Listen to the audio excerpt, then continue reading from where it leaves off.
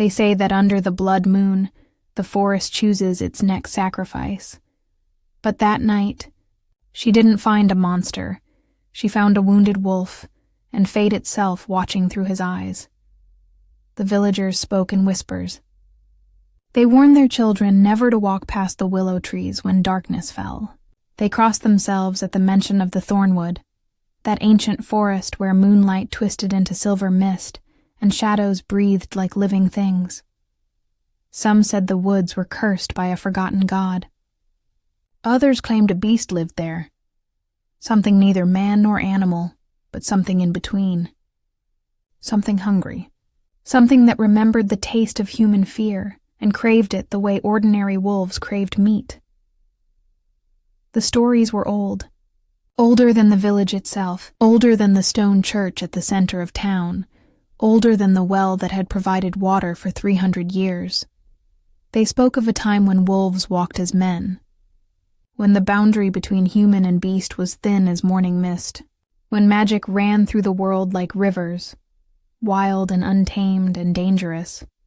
But those days were gone, the elders said.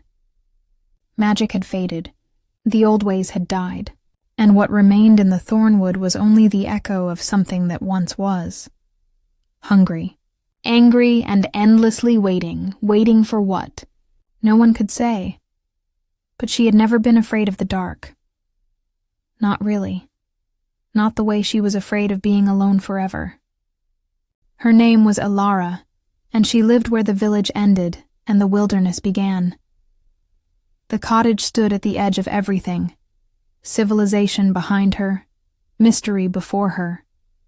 It was a small stone house with ivy crawling up its walls like grasping fingers, with herbs hanging from the rafters inside like the bones of dried dreams. Lavender, sage, wolfsbane, rosemary for remembrance, rue for regret. Her grandmother had built this cottage with her own hands, stone by stone, after the village had cast her out. They called her grandmother a witch, said she consorted with demons, said she knew things no human should know. The language of birds, the secrets whispered by the wind, the true names of death and desire. They burned her grandmother's books, destroyed her garden, drove her into the wilderness to die. But her grandmother hadn't died. She'd thrived, built a home, raised Alara's mother in the shadow of the cursed forest. And when Alara's mother died bringing her into the world, it was her grandmother who taught her everything she knew. How to set bones, how to deliver babies, how to recognize the difference between healing herbs and poison, how to listen to what the body was saying when words failed, how to be alone. Her grandmother had died when Alara was 16, leaving her the cottage, the garden, and a legacy of whispers that followed her everywhere. Witch blood, cursed blood, bad blood. Alara told herself she didn't care. She had her work, her books, the ones her grandmother had hidden from the flames, ancient texts filled with knowledge the church said was forbidden. Her garden, where she grew everything from common mint to rare ghost orchid, the birds that sang outside her window each morning, as if her grandmother's spirit lived in their throats. But late at night, when the fire burned low and the wind howled through the pines, she wondered what it would be like to be held, to be wanted, not for what she could do, but for who she was. She was 23, and she had never been kissed. The village girls her age were married now, round with child, or tending to toddlers who clung to their skirts. They looked at her with pity when they saw her in the market. On those rare occasions when she ventured down from her hill to trade herbs for bread, medicine for meat. Poor Alara, their eyes seemed to say. So gifted, so strange, so utterly, impossibly alone. She learned to avoid their eyes, learned to keep her head down, her voice soft, her presence as unobtrusive as possible. She learned to make herself small, because small things didn't get noticed. Small things didn't get hurt. On the night everything changed, autumn had just begun to sharpen its teeth. The leaves were turning gold and crimson, bleeding color into the world. The air tasted of smoke and dying things, of harvest and the long sleep of winter approaching. Ilara finished her evening rounds, checking on old Marin's cough, which had worsened despite the lungwort tea she'd prescribed, delivering a tonic to the blacksmith's daughter, who was nursing her first child and struggling with the exhaustion that came with new motherhood, wrapping the baker's burned hand with salve and clean bandages. They took her help, but they didn't meet her eyes, didn't invite her in, didn't offer her a place by their fires. She was useful, but she wasn't wanted. By the time she returned home, the sun was bleeding red along the horizon, painting the sky in shades of flame and fury. The forest seemed darker than usual. The trees leaned closer, their branches reaching toward her cottage like skeletal fingers. She told herself it was her imagination. She told herself a lot of things that weren't quite true. Inside, she prepared her supper, bread from the baker, left on her doorstep with payment, never handed directly. Cheese she'd made herself, a bit of dried meat from the butcher, also left on the doorstep, also paid for, always at arm's length. She ate alone, as always. Read by candlelight, as always. Tried not to think about the empty chair across from her. As always, but tonight was different. Tonight, she couldn't shake the feeling that something was watching. Waiting. The hairs on the back of her neck stood up. Her skin prickled with awareness.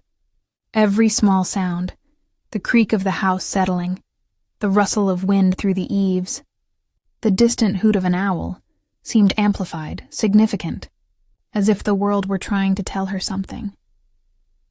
When the moon rose, full and luminous and impossibly bright, she found herself unable to sleep. She tried. She lay in her narrow bed, pulled the quilts up to her chin, closed her eyes, and willed herself into unconsciousness. But her heart beat too fast. Her mind raced. Her body thrummed with an energy she didn't understand, as if every cell in her body were vibrating at a frequency just beyond perception. Finally, she gave in.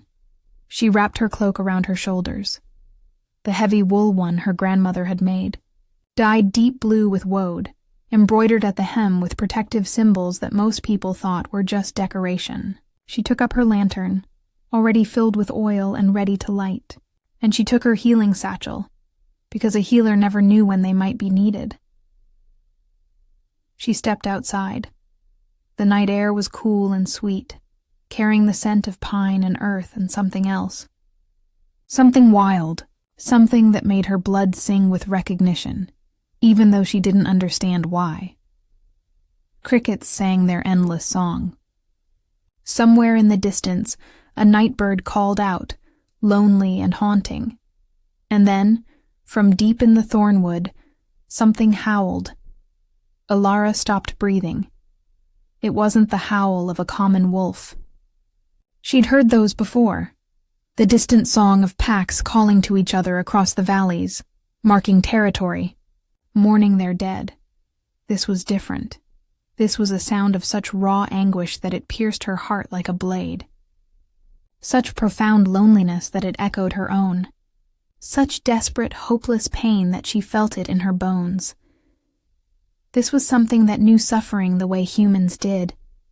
Intimately, endlessly, without mercy. She should have gone back inside. Every instinct, every warning her grandmother had ever given her, every whispered tale from the village said, "Don't go into the thornwood. Don't answer the call. Don't let the forest claim you." But Ilara had spent her whole life healing broken things, wounded birds with shattered wings, rabbits caught in traps, dogs that had been beaten by cruel masters, horses with infected hooves, humans with infected souls.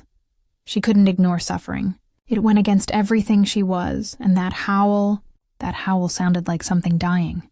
She couldn't let anything die. Not if she could help it. So she walked toward the forest. The path from her cottage to the tree line was short, barely 50 paces.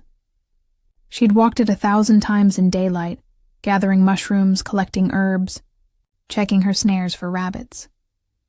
But at night, under the full moon, it felt like crossing into another world, The temperature dropped as she approached the trees. The air grew thick, heavy, as if she were wading through water. Her lantern flickered, the flame dancing wildly despite the still air. She crossed beneath the first canopy of leaves, and everything changed. The moonlight turned strange, silver blue, dreamlike, as if she were seeing the world through a veil. The shadows deepened, became almost solid, moving independently of the trees that cast them. The sounds shifted. The crickets fell silent, but she could hear other things now. Whispers in a language she didn't know. Footsteps that seemed to come from everywhere and nowhere at once. The forest was alive, not metaphorically. Actually, genuinely alive, in a way that went beyond trees and animals. And the simple biology she'd learned from her books. The thornwood was conscious, aware, and it was watching her. "I'm only here to help," she whispered to the darkness. The darkness rippled, as if considering her words, and then impossibly, it opened a path. The undergrowth pulled back. The brambles that should have caught at her skirts withdrew. The roots that should have tripped her smoothed into nothing. The way forward became clear, lit by moonlight that seemed to fall exactly where she needed to step. The forest was guiding her. Alara's heart pounded. Fear and wonder warred in her chest. This was wrong. This was magic. Real magic. Not the hedge witchery her grandmother had practiced.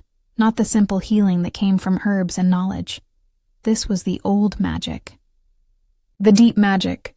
The kind that exacted prices and remembered debts and never, ever let you go unchanged. But the howling had stopped, and that was somehow worse than the sound itself. Silence meant death. Silence meant she was too late. She walked faster, following the path the forest had opened. The trees grew larger, older, their trunks wider than 3 men could circle with their arms. Their branches intertwined overhead, creating a canopy so thick that the moonlight came through in thin silver streams, like divine rays in a cathedral. And maybe that's what this was. A cathedral, a temple to something older than the Christian god the villagers prayed to, something primal and wild and beautiful in its cruelty. She heard water ahead. The river that cut through the heart of the woods, cold and clear even in the depths of summer, fed by springs that came from deep underground. Her grandmother used to say the water in that river was older than mankind, that it remembered a time before humans walked the earth. Alara had always thought it was just a story. Now she wasn't so sure. She emerged from the trees into a clearing beside the river, and her breath caught in her throat. It was beautiful, ethereally, heartbreakingly beautiful. The moon hung low and huge overhead, reflected perfectly in the dark water. Mist rose from the river's surface, curling and twisting like dancers. The stones along the bank glowed faintly, as if they'd absorbed centuries of moonlight and were only now releasing it. And in the center of all that beauty, bleeding into the perfect reflection, was a wolf. At first, she thought it was a trick of moonlight, a fallen log, a shadow given shape by her frightened mind. But then the shadow moved, and she realized it was breathing. A wolf. Massive. Far larger than any wolf she'd ever seen or read about. He had to be nearly as tall as a warhorse at the shoulder, his body powerful and predatory even in its broken state. His fur was black as midnight, but where the moon touched it, she saw traces of silver threaded through like starlight caught in darkness. Like her grandmother's hair had been in her final years. More light than dark. More heaven than earth. He lay at the river's edge, his body twisted unnaturally, his sides heaving with the effort of breathing. Blood stained the rocks beneath him, dark and glistening. Too much blood. Far too much blood. Alara's healer instincts took over, overriding her fear. She set down her lantern and approached slowly, carefully, her hands raised to show she meant no harm. "Easy," she murmured, using the same soft voice she used with all frightened animals. "I'm here to help. I won't hurt you. I promise I won't hurt you." The wolf's eyes opened, and Alara's world stopped. They were not the eyes of an animal. They were silver, molten silver, bright as the moon itself, burning with an intelligence that was unmistakably human. And in them she saw everything: rage and sorrow, pain and pride, loneliness so profound it made her own seem shallow by comparison, and something else. Recognition, as if he had been waiting for her, as if he knew her, as if he'd been searching for her across years and miles and lifetimes. "Oh," she breathed. Her grandmother had told her stories about wolves who were more than wolves, about shapeshifters who could walk in two skins, cursed by jealous witches or angry gods, or their own prideful mistakes. She'd thought they were just stories. But looking into those silver eyes, she knew the truth. This was no ordinary wolf. This was a man. The wolf tried to lift his head, but the effort cost him. He collapsed back with a whimper that broke her heart into 1,000 pieces. She could see the wounds now. Claw marks raked across his side. Deep, brutal, the work of something with claws as long as daggers. A gash on his shoulder that went down to muscle and bone. Burns on his legs and flank. Silver burns, the kind that never came from fire but from magic. Dark magic. Someone had done this to him deliberately, tortured him, left him here to die. Rage rose in Alara's throat, hot and fierce. She'd seen cruelty before, seen husbands beat their wives, parents strike their children, humans hurt animals for sport. But this was different. This was calculated. This was someone trying to destroy something magnificent. "Who did this to you?" she whispered. The wolf's eyes held hers, and in that gaze, she read an entire story. Betrayal by someone trusted, exile from a kingdom lost, a curse that bound him to this form, that stole his voice and his humanity, and left him trapped between two worlds, belonging to neither. She didn't understand how she knew these things. She simply did, as if the wolf were speaking directly to her soul, bypassing language entirely.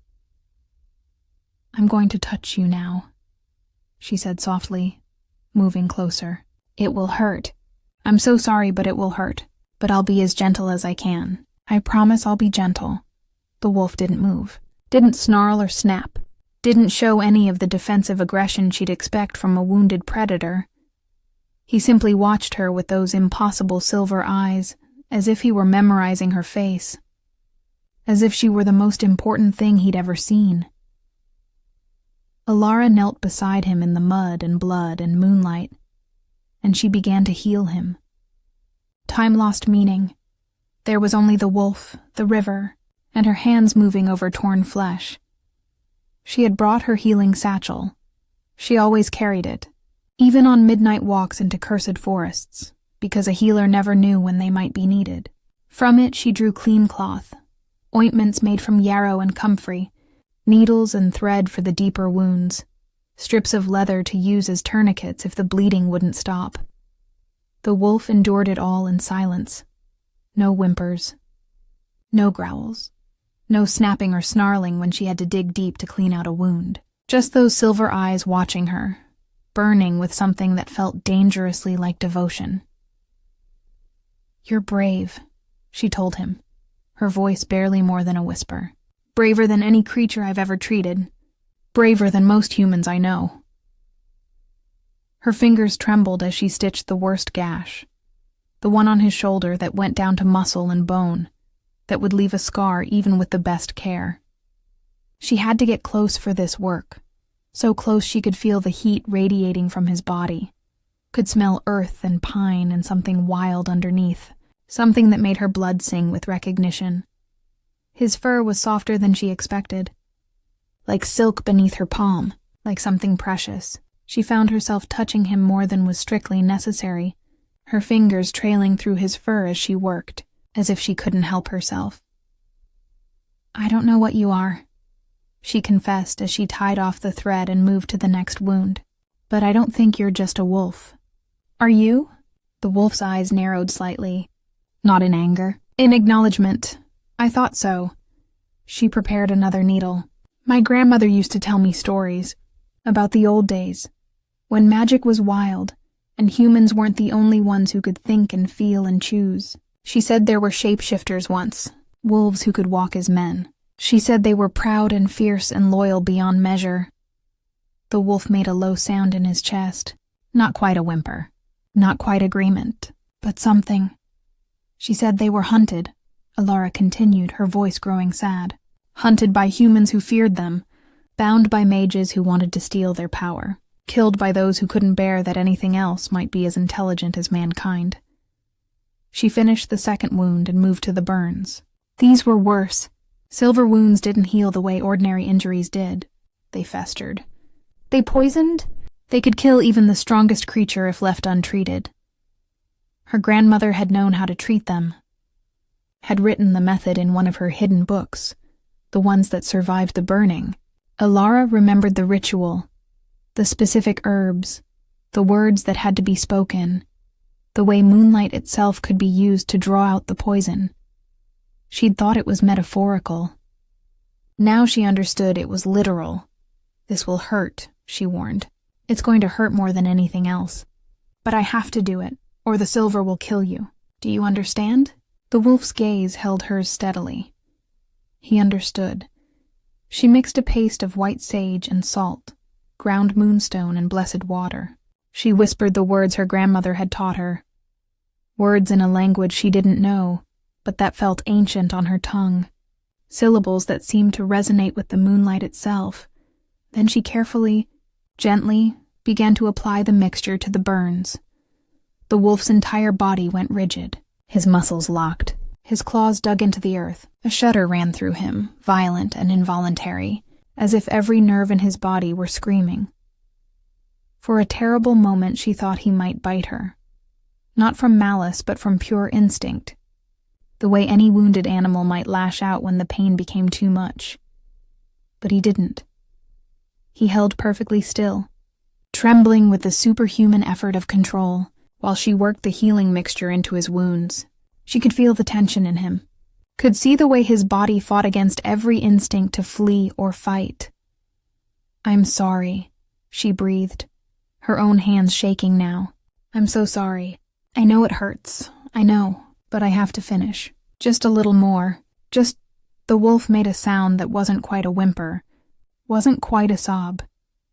It was the sound of someone enduring the unendurable. And it broke something in Alara's heart. She worked as fast as she could, mixing tenderness with efficiency. When the last burn was treated, when she had bandaged what she could and done everything within her power, she sat back on her heels, exhausted. The wolf's breathing had evened out. The bleeding had stopped. The wounds were as clean as she could make them. He wouldn't die tonight, but he was still too injured to move. Too weak to return to wherever he'd come from. And the forest, she realized with growing unease, was still watching, still waiting, as if this were some kind of test, as if her next choice would determine something far larger than she could understand. "I can't leave you here," Alara said, speaking to the wolf, to the forest, to the moon overhead. "The thornwood. There are things in these woods, things that hunt, things that would finish what someone started. You'll die if I leave you here." The wolf watched her with those unbearably human eyes. "Can you walk? If I help you, can you make it to my cottage? It's not far. You can rest there. Heal there. You'll be safe." For a long moment he didn't respond. Then, slowly, painfully, he shifted his weight. Tried to rise, his front legs locked, his shoulders bunched. For a moment it seemed like he might actually succeed. Then his back legs buckled, and he went down hard. Alara caught him without thinking.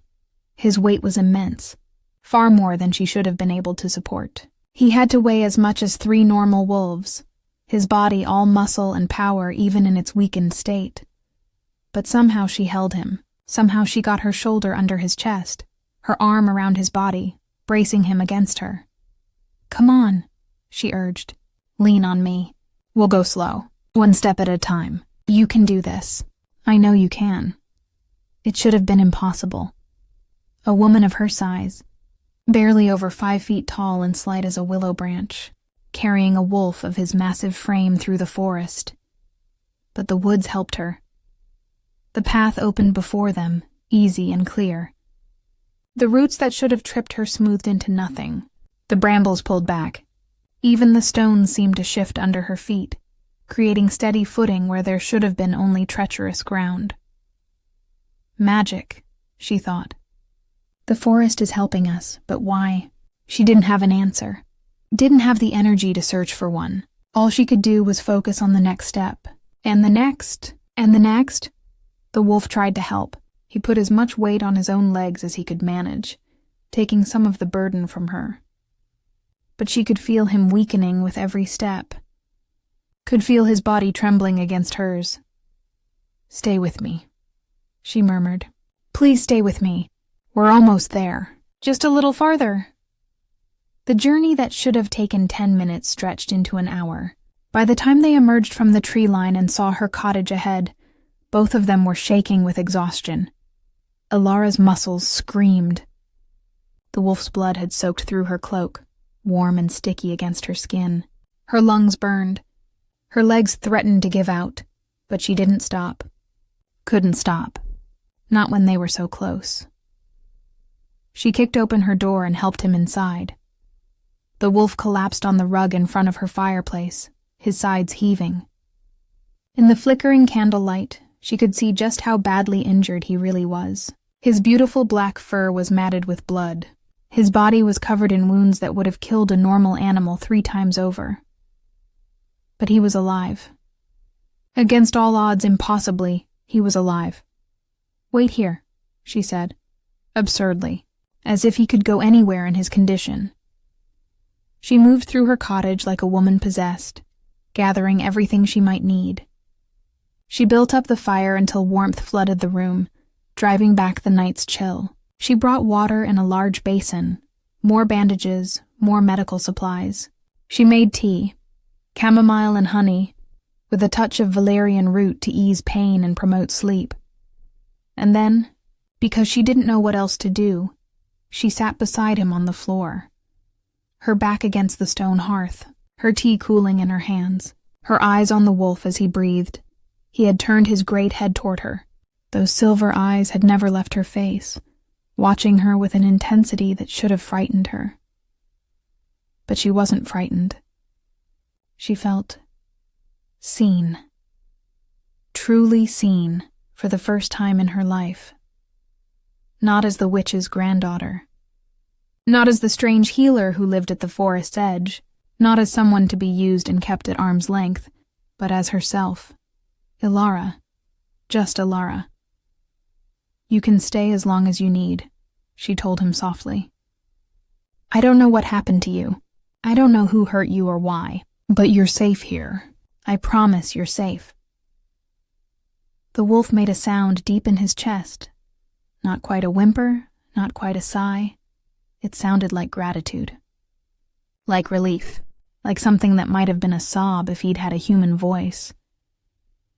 Ilara set down her tea and reached out slowly, carefully.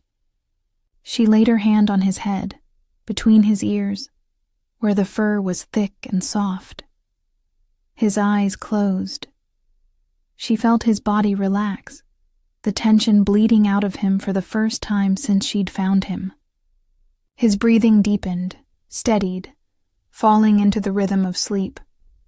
"Rest," she whispered. "I'll keep watch. Nothing will hurt you here, I promise." And she kept that promise, all through that long night, while the moon tracked across the sky and shadows danced on the walls, while the fire burned low and the candles guttered. Ilara stayed awake. She kept the fire burning.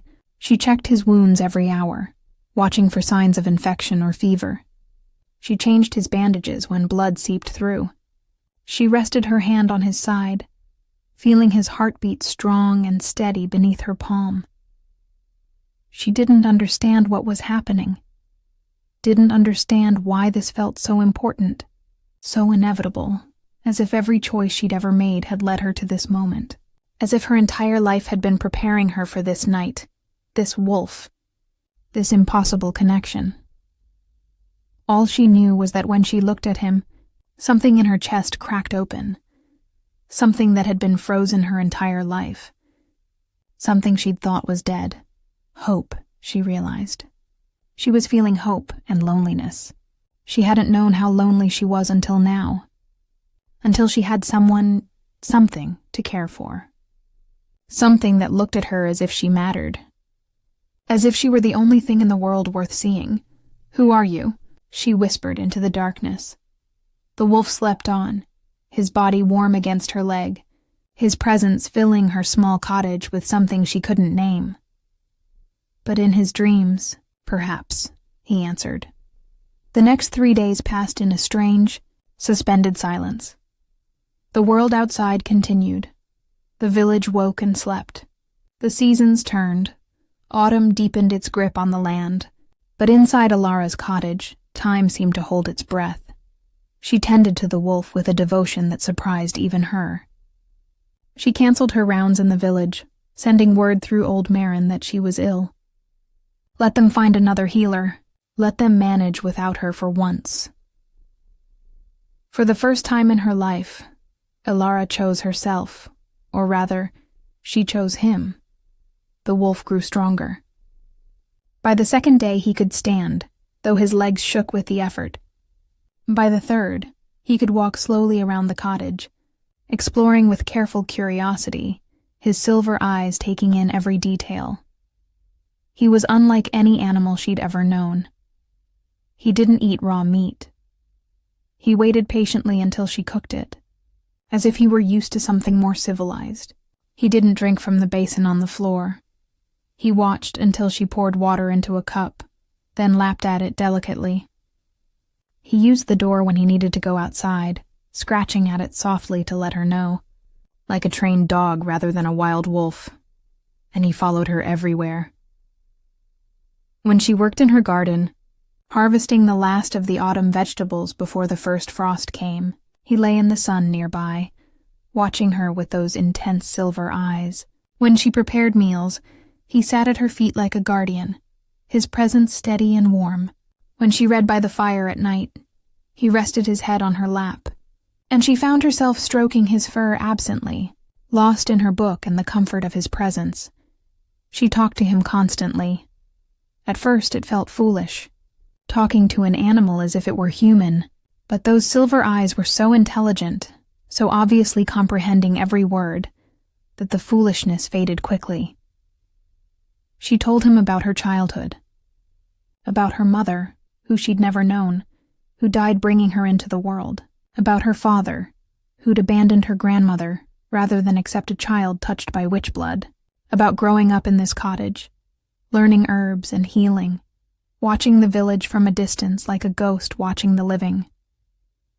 She told him about her loneliness, about the ache of being needed but never wanted, about lying awake at night and wondering if this was all her life would ever be, useful and empty and achingly alone. Sometimes I think about leaving, she confessed one evening, as she combed burrs from his fur, just packing up and walking away, finding a city where no one knows me, starting over. The wolf lifted his head from her lap and stared at her with such intensity that she caught her breath.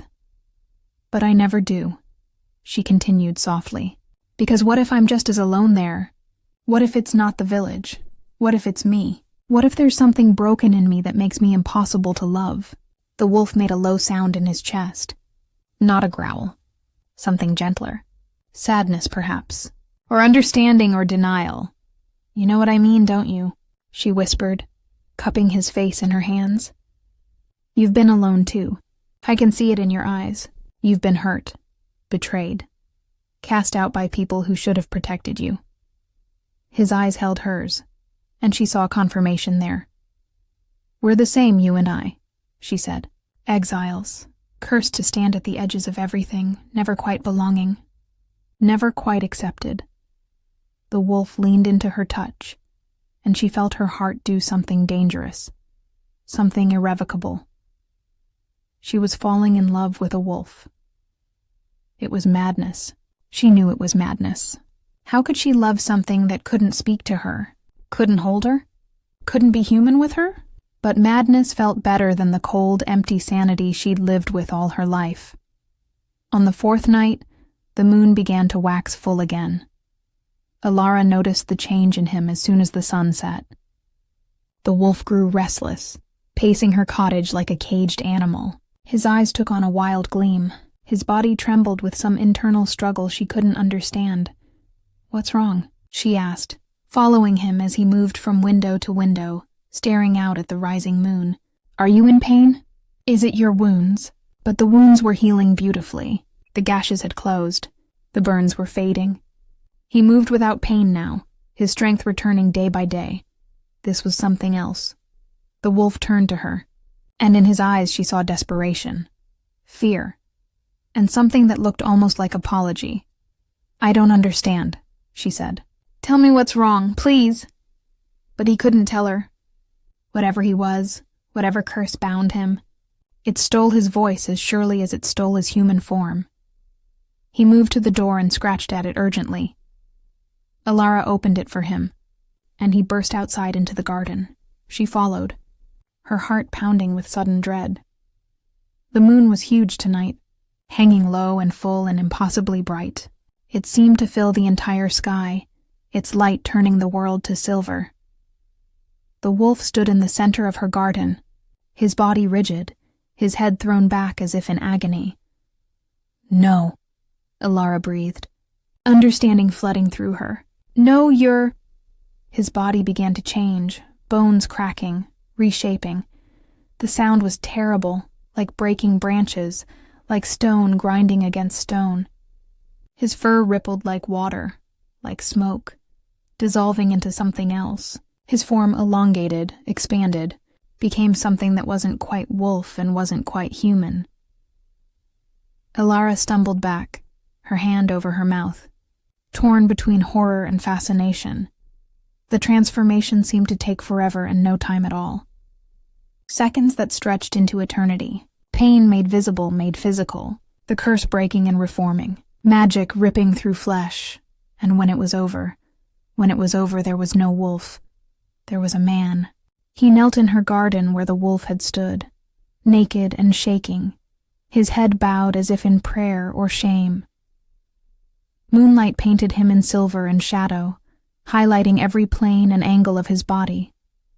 He was magnificent, devastating, beautiful in a way that seemed almost cruel, as if the gods had taken particular care in crafting him and then cursed him for their own amusement.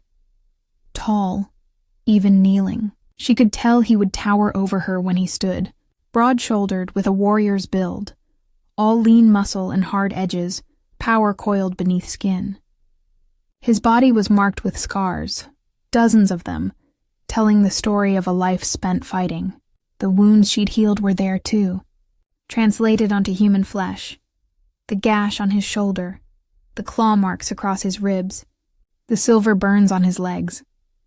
But it was his face that stole her breath.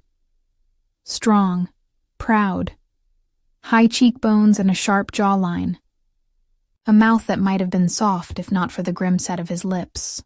Dark hair fell to his shoulders, thick and tangled, shot through with silver like his fur had been. As if the wolf and the man couldn't quite separate. As if each form held traces of the other, and when he finally lifted his head, those eyes, silver, burning, unmistakably his. "You," Alara breathed. He looked at her, and she saw shame in his gaze. Fear. Terror that she would run from him, now that she knew what he was. That she would see him as a monster, as something unnatural, as something that deserved to die alone in the forest. But she didn't run. She walked toward him slowly, her heart pounding so hard she thought it might crack her ribs. Her feet moved without conscious thought, drawn to him the way moths were drawn to flame. When she reached him, she did something that surprised them both. She took off her cloak, the heavy blue wool that her grandmother had made with protective symbols sewn into the hem, and draped it around his shoulders, covering his nakedness. "You're still healing," she said quietly, her voice steadier than she felt. Come inside before you catch cold." For a long moment he didn't move. He simply stared at her as if she were a miracle he didn't dare believe in. As if she were the answer to a prayer he'd given up on years ago. Then, slowly, painfully, he rose to his feet. He towered over her. Even hunched with exhaustion, even wrapped in her cloak like a beggar, he radiated power, authority, danger. This was not a man used to taking orders or accepting help. This was a man used to giving commands, used to being obeyed without question. But he followed her into the cottage without a word. She directed him to the chair by the fire, her chair, the one she'd sat in every night for years, reading and dreaming and trying not to feel lonely. He sank into it, and she draped another blanket over his lap for modesty, though her hands trembled as she did so. Then she set about making tea, because it was the only thing she could think to do. The only way to stop her hands from shaking and her mind from spinning. A shapeshifter. He was a shapeshifter, one of the old magic, the kind her grandmother had told stories about. Creatures who could walk in two skins, belonging fully to neither world. Cursed or blessed, depending on who told the tale. Most humans feared them. Most humans killed them on sight. "I'm not afraid of you," she said without turning around, her hands busy with the tea kettle. Behind her, she heard him exhale, a shaky, disbelieving sound, as if he'd been holding his breath. "You should be," his voice. "Gods above and below," his voice. It was rough, deep, layered with an accent she couldn't place. Something northern, something old, something that spoke of mountains and snow and ancient forests. It sounded like thunder rolling over distant hills, like dark velvet dragging across bare skin, like a promise and a threat wrapped into one. It was the most beautiful sound she'd ever heard. "Why?" she asked, turning to face him with a cup of tea in each hand. "Because you're cursed? Because you can become a wolf?" His jaw tightened, a muscle jumping beneath the skin. "Because I'm dangerous. Because everyone I've ever cared about has suffered for knowing me. Because I bring nothing but pain and death to those foolish enough to get close. Then it's a good thing I'm a healer." She brought him tea and pressed the cup into his hands, which were large and scarred and shaking slightly. "I'm used to dangerous things. I've handled infections that could kill with a single scratch, fevers that burned so hot they boiled the brain, birthing complications that would make strong men faint. Danger doesn't frighten me." He looked down at the cup, then up at her. "You're not used to this. You can't be." "No," she admitted, sitting on the floor in front of the fire, her own tea warming her cold hands. "But I'm not afraid. I've lived my entire life being afraid. Afraid of being alone, afraid of being unwanted, afraid of never mattering to anyone. I'm tired of being afraid, Alara." Her name on his lips was a revelation, a prayer, a claim. It sent shivers down her spine that had nothing to do with cold. "How do you know my name?" she asked, though she thought she already knew the answer. "I've been listening to you for 4 days," he said softly, his silver eyes never leaving her face. "Listening to your voice while I lay on this floor healing, learning everything about you, your loneliness, your kindness, the way you hum when you work in the garden, the way you read the same page twice when you're tired, the way you talk to the birds as if they're old friends, the way you said my name in your sleep." Heat flooded her cheeks. "I never said your name." "I don't know your name." "You said stay," he corrected. "You whispered it in your sleep, as if you were afraid I would leave before you woke." Alara couldn't meet his eyes. It was true. She'd dreamed of him every night since bringing him home. Dreamed of the wolf dissolving into smoke, of waking to find him gone, of being alone again in her cottage with only ghosts for company. "That's not fair," she said, trying to inject some lightness into her voice. "I've been talking to a wolf. You've had all the advantage. You know everything about me. And I know nothing about you, except that you're far too stubborn to die when you should have. Have I?" His voice softened, and something in his expression shifted, opened. "You saved my life. You brought me into your home when any sane person would have left me to die. You touched me with gentleness when I've known nothing but violence for years. You talked to me as if I mattered, as if I were more than just a beast to be feared or killed. Do you know what that does to a man like me? What kind of man are you? He set down the tea with careful precision, as if he didn't trust himself to hold it steady. My name, he said slowly, each word deliberate, is Cale Thornheart. I was, the Alpha King of the Northern Packs, ruler of the Thornwood and everything beyond it for 300 miles, commander of 5,000 wolves, keeper of the ancient treaties, until my own counsel betrayed me. Alara's breath caught. The Thornwood, this forest, is mine or was. They poisoned me with silver during the full moon, when I was most vulnerable to its effects. They bound me with dark magic, forcing me into my wolf form and sealing me there. Then they drove me out to die, hunted and alone, knowing the silver would kill me slowly. His hands clenched into fists on his knees. They wanted my throne, my power, my territory, and they were willing to murder me for it. But you survived, because of you. He looked at her with such intensity that she felt scorched, burned, marked by that gaze. You found me when I had given up hope. You healed me when I should have died. You brought me into your home and kept me safe. Do you understand what that means? What you did? That I was in the right place at the right time? No. He leaned forward, the blanket slipping dangerously low on his hips. She forced herself to keep her eyes on his face. It means you're my fated mate, the one person in all the world destined for me, the one who can break the curse that should have killed me. The world tilted. Alara set down her tea before she dropped it. Your what? Fated mate, true mate, soul bond, call it what you will. His voice was rough with emotion. The curse they laid on me was supposed to be unbreakable. I would remain a wolf until I died, unable to speak, unable to seek help, unable to do anything but suffer. But there was a loophole. There's always a loophole in blood magic if you know how to look for it. The curse could be broken by my true mate, the one person whose touch could heal me, whose presence could give me back my human form. He stood, the blanket falling away entirely, and Alara quickly averted her eyes even as heat flooded her face. He didn't seem to notice or care about his nakedness. He crossed to her in 2 long strides and knelt before her, his silver eyes level with hers. I felt it the moment you touched me, Alara. The bond. The recognition. My wolf knew you before my human mind could understand. My soul knew you before I could even speak your name. That's impossible, she whispered. I'm nobody. I'm just a healer in a forgotten village. The witch's granddaughter. The strange girl who lives at the forest's edge. I'm not... You're everything. His voice broke on the word. You're the reason I survived. The reason I can stand here now as a man instead of dying as a beast in the woods. You're brave and kind and more powerful than you know, and you're mine. The possessiveness in his voice should have frightened her, should have sent her running, but instead, it made something deep in her chest glow warm.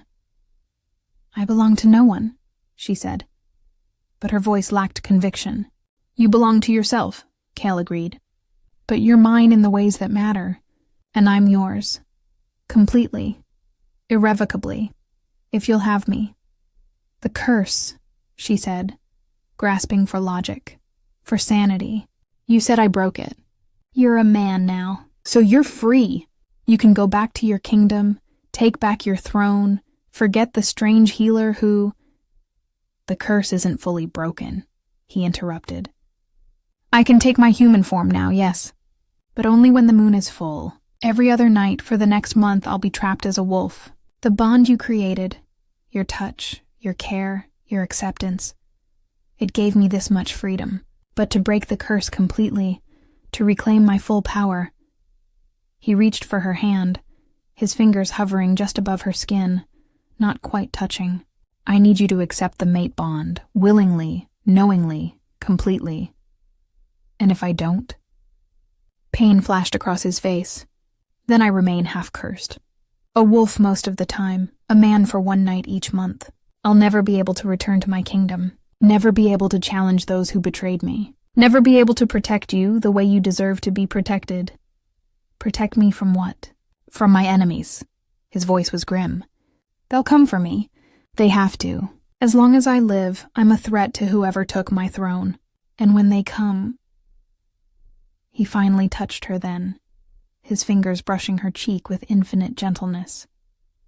When they come, they'll find you too. They'll see what you mean to me, and they'll try to hurt me through you. Ilara should pull away, should tell him to leave, should protect herself the way she'd learned to protect herself from every other potential hurt. But she had never been good at doing what she should. Then we'll face them together, she said. Ilara, I've been alone my whole life. Cale Thornhart. She caught his hand and held it against her cheek. I've been safe and lonely and half alive, existing but not truly living. If you're giving me a choice between that and danger with you, I choose you. I choose life. I choose this. Something broke in his expression. Some last wall he'd been holding up crumbled to dust. You don't know what you're saying. You don't understand what accepting the bond means, what it will cost you. Then tell me, she challenged. Tell me everything. Don't hide anything from me. Let me choose with my eyes open. Cale was quiet for a long moment, his thumb stroking her cheek absently, as if he couldn't help but touch her now that permission had been given. If you accept me as your mate, he finally said, his voice careful, measured, the bond will complete. We'll be connected on every level, physical, emotional, spiritual. You'll feel what I feel. Know what I know. When I'm in pain, you'll feel it. When I'm in my wolf form, you'll be able to call me, command me if necessary. I'll be bound to you in ways that go beyond love or marriage or any human understanding. And you'll be bound to me the same way? Yes, until death. Beyond death, if the old stories are true. There's no divorce in mate bonds, Ilara. No walking away. No changing your mind. Once it's done, it's eternal. That sounds... She searched for the right word. Terrifying. It is, he agreed. But it's also the most sacred bond our people know. It's rare. Most wolves never find their true mates. They marry for alliance or duty or simple companionship. But true mates? His eyes glowed in the firelight. True mates are destiny, fate, two souls that were made to fit together. Ilara's heart hammered in her chest. This was madness. This was reckless. This was everything she'd never let herself want, because she'd been too afraid of being hurt, of being abandoned, of loving something only to watch it leave.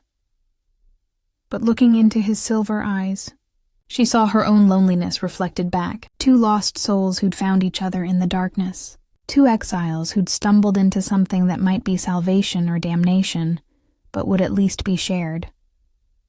How do I accept you? She asked. What's the ritual? His breath caught. You're certain? Truly certain? Because once we begin, I won't be able to stop. The wolf in me won't let me stop. I'm terrified, she admitted, but I'm certain. Cale's expression softened into something that might have been love, might have been reverence, might have been both. There are words that must be spoken, blood that must be shared, and... He hesitated. A kiss. The bond is sealed with a kiss. Just a kiss. For now. Later, when we're both ready, the bond can be deepened. But the initial claiming only requires words and blood and a kiss. Ilara nodded. I'm ready. Show me what to do. Cale rose and pulled her to her feet. He was so much taller than her. She barely reached his chest. But she didn't feel small beside him. She felt protected, cherished, seen. He took her hands in his. His palms were calloused, scarred from years of fighting and ruling and surviving. Warrior's hands, king's hands. But they held hers with infinite care, as if she were something precious beyond measure. Repeat after me, he said, his voice dropping into something formal, ritualistic. I, Ilara of the Thornwood Edge. I, Ilara of the Thornwood Edge. Accept Cale Thornhart as my mate, my equal, my other half. Her voice steadied, growing stronger. Accept Cale Thornhart as my mate, my equal, my other half. I bind my soul to his, my heart to his, my fate to his. I bind my soul to his, my heart to his, my fate to his, in this life and beyond, in wolf form and human, until the stars go dark and the world ends. In this life and beyond, in wolf form and human, until the stars go dark and the world ends. Kale's eyes began to glow, not metaphorically. They actually glowed, silver light spilling from them like moonbeams made solid. Now, he said, his voice layered with something ancient, something not quite human, something that resonated in her bones. I mark you as mine. He lifted her hand to his mouth and kissed her wrist, right over her pulse point where her blood beat strong and steady, where his lips touched. Light flared. Alara gasped. It didn't hurt. It was more like warmth spreading through her veins, like sunlight filling her blood, like every cell in her body waking up and singing. She looked down and saw a mark forming on her skin, a crescent moon intertwined with a wolf's paw print, glowing with silver light before fading to something that looked almost like a tattoo, but more. Something permanent, something magic. And now, Kale whispered, his voice rough with emotion, you mark me. He guided her hand to his chest, over his heart, where she could feel it beating hard and fast beneath her palm. Alara didn't know what to do. She simply pressed her palm against his skin and thought, yes. Yes, I choose this. I choose you. I choose us. Light blazed between them. The cottage filled with silver radiance so bright she had to close her eyes. She felt the bond snap into place like a chain, like a rope, like a lifeline connecting her heart to his, her soul to his, every part of her to every part of him. And suddenly she could feel him, his emotions rushing into her like a flood breaking through a dam. Relief so profound it made her knees weak. Wonder that stole her breath. Love. Fierce, overwhelming, all-consuming love. Possessiveness that sang mine, mine, mine. And underneath it all, a primal satisfaction that resonated in her bones. She's mine. Finally, she's mine. She opened her eyes. Kale was staring at her with an expression of such raw vulnerability that it made her chest ache. Can you feel it? He asked. Can you feel me? Yes. Her voice was barely a whisper. Yes, I can feel everything. I'm yours now, Alara. Completely. Irrevocably. There's no magic that can break this bond. No force in heaven or earth that can separate us. Do you understand? She touched the mark on her wrist, feeling the warmth of it, the rightness of it. Good. He pulled her close then, but this time there was no kiss. Just holding, just his arms around her, his face buried in her hair, his body shaking with the force of his relief. I thought I would die alone, he confessed, his voice muffled against her hair. I thought the curse would take everything from me. My throne, my pack, my humanity, my hope. And then you found me. You saved me. You chose me. We found each other, Alara corrected, her arms wrapping around his waist, holding him as tightly as he held her. We saved each other. Yes. He pulled back just enough to look at her, his silver eyes burning with emotion. But Alara, you need to understand what you've just done, what accepting this bond means. My enemies won't stop hunting me, and now that you're my mate, they'll hunt you too. They'll see you as my weakness. They'll try to hurt me through you. Let them come, she said, and was surprised by the fierceness in her own voice. You don't mean that. I do. She met his gaze steadily. I've spent my whole life being safe and small and forgettable. Hiding in this cottage, avoiding attention, making myself invisible. For once I want to matter. I want to fight for something, for someone. You matter to me, he said fiercely. You're the only thing that matters. Then teach me. She gripped his arms, feeling the muscle beneath her hands. Teach me how to protect myself, how to protect us. You're a king, Kale. You must know how to fight, how to survive, how to win against impossible odds. Something flickered in his expression. Respect, maybe, or recognition. You're serious. I've never been more serious about anything in my life. He studied her for a long moment, his silver eyes searching her face as if looking for any sign of doubt or fear. He found none. Slowly, deliberately, he smiled. It was the first time she'd seen him smile. It transformed his entire face, turning the harsh edges soft, making him look younger, almost boyish, making him look like someone who remembered how to be happy. "You're remarkable," he said. "I'm practical." But she felt heat rush to her cheeks at the compliment, warming her from the inside out. "Tomorrow," he promised. "When the moon sets and I return to wolf form, I'll be weaker. But the next time I have human form, in 28 days, I'll begin your training. I'll teach you everything I know about fighting, about survival, about the wolf magic that runs through your veins now that we're bonded." 28 days, Ilara repeated. "That's a long time to wait. I know. But in wolf form, I can still protect you, still guard you, and you'll be able to feel me through the bond even when I can't speak." She touched his face, tracing the sharp line of his jaw. "Can you speak to me now? When you're a wolf? Through the bond? Not in words. But you'll be able to feel my intentions, my emotions. And in time, with practice, we may be able to communicate more clearly. That will have to be enough." She smiled up at him. "We'll make it work. We will," he agreed. Then his expression grew serious. "But Ilara, there's something else you need to know. Something important. Tell me. The curse. The one that bound me. It wasn't just random dark magic. It was specific, targeted. And it required a sacrifice to cast. A life taken to bind a life. Someone died to curse me." Ilara's blood ran cold. "Who? I don't know. But whoever orchestrated my betrayal, whoever took my throne, they were willing to commit murder to do it. That tells you what kind of enemy we're facing. Do you know who betrayed you?" His jaw tightened, and through the bond she felt rage, cold, controlled, deadly. "My cousin, Varys. He was my first lieutenant. My most trusted advisor, the man I would have died for. And he tried to kill you. He did kill me. Or he thought he did. The curse was designed to make my death slow and agonizing, to strip away everything that made me who I was before finally letting me die." Cale's voice was bitter. He wanted me to suffer. Why? Power. The word came out harsh. It always comes down to power.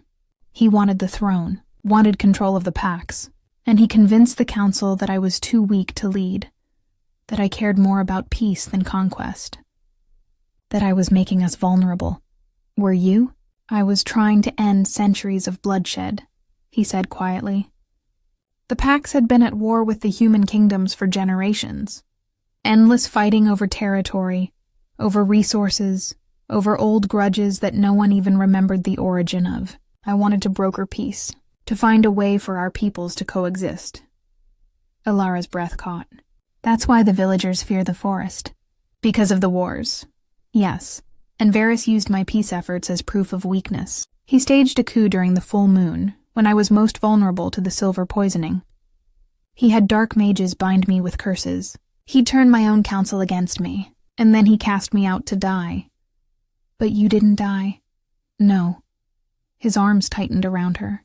"Because fate had other plans. Because you were waiting. Because the universe conspired to bring me to your doorstep." She rested her head against his chest, listening to his heartbeat, feeling it echo through the bond. "Will he come for you? This Varys?" "Eventually.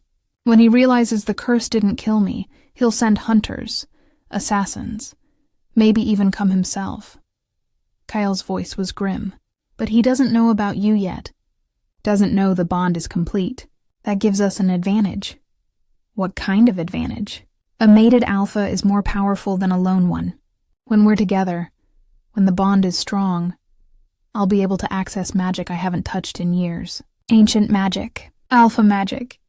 He tilted her chin up to look at him, And you'll have gifts too, abilities that come from being bound to me. What kind of abilities? Strength beyond human limits, speed, healing that goes beyond your natural talent. You'll be able to heal injuries that would kill normal humans. And... He hesitated, as if uncertain whether to continue. The ability to command wolves. Not just me. Any wolf who respects the Alpha Bond will have to obey you. Alara's eyes widened. That's terrifying. It's power, Kale said quietly. Power you'll need if we're going to survive this. Power you'll need if we're going to take back what was stolen from me. You want to go back, she realized, to your kingdom. I want to take back what's mine. I want justice for what Varys did. I want to honor the death of whoever was sacrificed to curse me. His eyes burned into hers. But more than that, I want to make a world where you're safe, where we can live without fear, where we can build a life together. And that means I have to finish this. I have to reclaim my throne. Alara was quiet for a long moment, processing everything he'd said. Her mind raced with possibilities, with fears, with a strange excitement she didn't quite understand. Finally, she said, "When do we leave?" Kale stared at her as if she'd spoken a language he didn't understand. "You would come with me? Into the heart of danger? Into a war? You're my mate," she said simply. "Where you go, I go. Isn't that what the bond means? Isn't that what I just promised? Alara." Her name on his lips was reverent, awed, as if she were something holy. "You're braver than any warrior I've ever known." "I'm not brave. I'm just tired of being afraid, tired of living half a life." She cupped his face in her hands. "I want to live, Kale, really live. Even if it's dangerous, even if it's short. I want it to matter." He kissed her then, soft and slow and sweet, a kiss that tasted like promises and tomorrow and hope. When dawn began to lighten the sky outside her window, turning the darkness to gray, Kale pulled away from her reluctantly. "It's time," he said, and through the bond she felt it, the pull of the curse, dragging him back toward his wolf form. She could feel his resistance, his desperate desire to stay human just a little longer, to hold her in human arms for just a few more minutes. "It's all right," she told him, touching his face one last time. "I'll be here when you come back. I'll be here every time you come back." 28 days, he said, as if reminding himself. 28 days until I can hold you like this again. Until I can speak to you. Until I can kiss you. Then we'd better make the most of every moment we have. She stood and offered him her hand. "Come on, let's go outside. You shouldn't transform in the cottage. I don't know if it will damage anything." They walked into the garden together, hand in hand, their fingers intertwined. The sun was just beginning to rise, painting the sky in shades of pink and gold and crimson. Birds sang their morning chorus, welcoming the new day. The world was waking up, beautiful and ordinary, and utterly unaware that anything miraculous had happened in the night.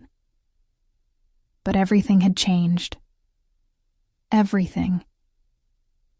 Kale turned to face her, both of his hands holding hers now, his thumbs stroking her knuckles. "I love you," he said, the words emerging rough and urgent. "I should have said it before. I should have said it first. I love you, Alara. I've loved you since the moment you touched me with gentle hands and decided I was worth saving.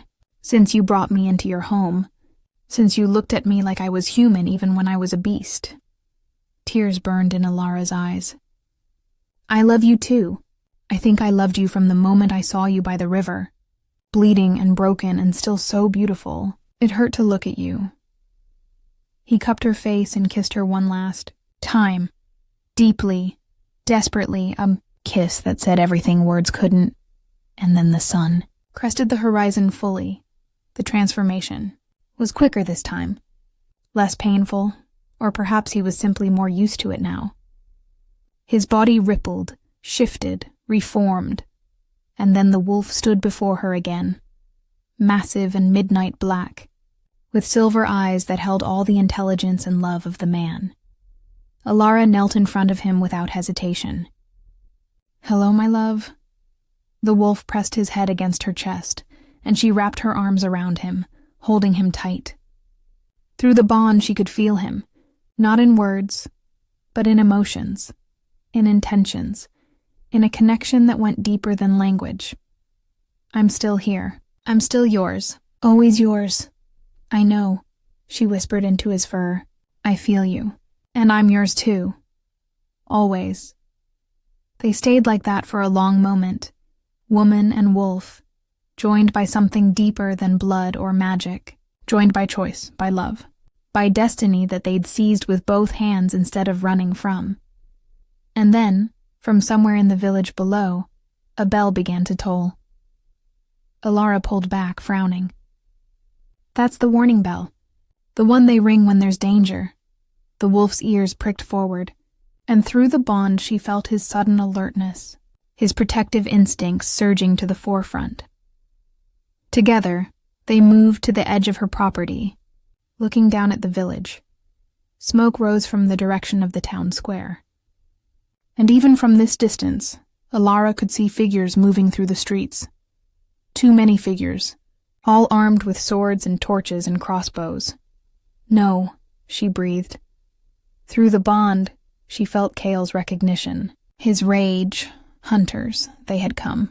Alara's first instinct was to run, to grab what she could carry and flee into the deep forest, away from the village, away from the hunters, away from everything familiar. The wolf, Kyle, could guide her. They could hide in the thornwood where humans feared to tread. They could disappear. But then she thought of old Marin with her bad lungs, barely strong enough to walk across her cottage. The blacksmith's daughter and her newborn baby, so tiny and fragile. The baker's daughter, little Sarah, who was only 6 years old and brought Alara wildflowers every spring. The villagers had never truly accepted her, had kept her at arm's length, had treated her like a useful tool rather than a person. But they were still her people, the only people she'd ever known. "I have to go down there," she said to the wolf. "I have to make sure they're safe." The wolf growled, a deep, warning sound that vibrated through his chest and into her where she touched him. Through the bond, she felt his objection, his fear for her, his desire to pull her back, to keep her safe, to spirit her away from danger. "I know it's dangerous," she told him, running her hand through his fur. "But they're my people, Kale. I can't just leave them. I've spent my whole life healing them, caring for them, even when they didn't truly want me. I can't abandon them now." Through the bond, she felt his frustration, his fear, but also his understanding, his respect. She was a healer. She couldn't run while people suffered. It was one of the things he loved about her. "Come with me," she said. "Stay close. If there's trouble." The wolf pressed against her side, and through the bond she felt his agreement. His promise, "I'll protect you. With my life, I'll protect you." They descended the hill together, moving quickly but carefully through the morning light. The sun was fully up now, bright and cheerful, completely at odds with the dread building in Alara's chest. As they approached the outskirts of the village, the sounds became clearer: shouting, crying, the crackle of fire, the clash of metal. Alara's heart pounded. Beside her, the wolf moved like liquid shadow, silent despite his size, every muscle coiled and ready. When they reached the first houses, she stopped, peering around the corner of the baker's shop. The town square was filled with armed men. At least 30 of them, maybe more, all wearing the same insignia on their tabards, a red wolf on a black background. They looked like soldiers, professional and organized, not a random mob. These were trained hunters, and they had the villagers corralled in the center of the square. Men, women, children, all pressed together, surrounded by armed strangers. Some of the villagers were crying. Others looked defiant. All of them looked terrified. Standing in front of the crowd, sword drawn and expression smug, was someone Alara recognized. Marcus, the village elder's son. 25 years old and bitter about being born in a backwater village instead of a city. He'd always wanted more.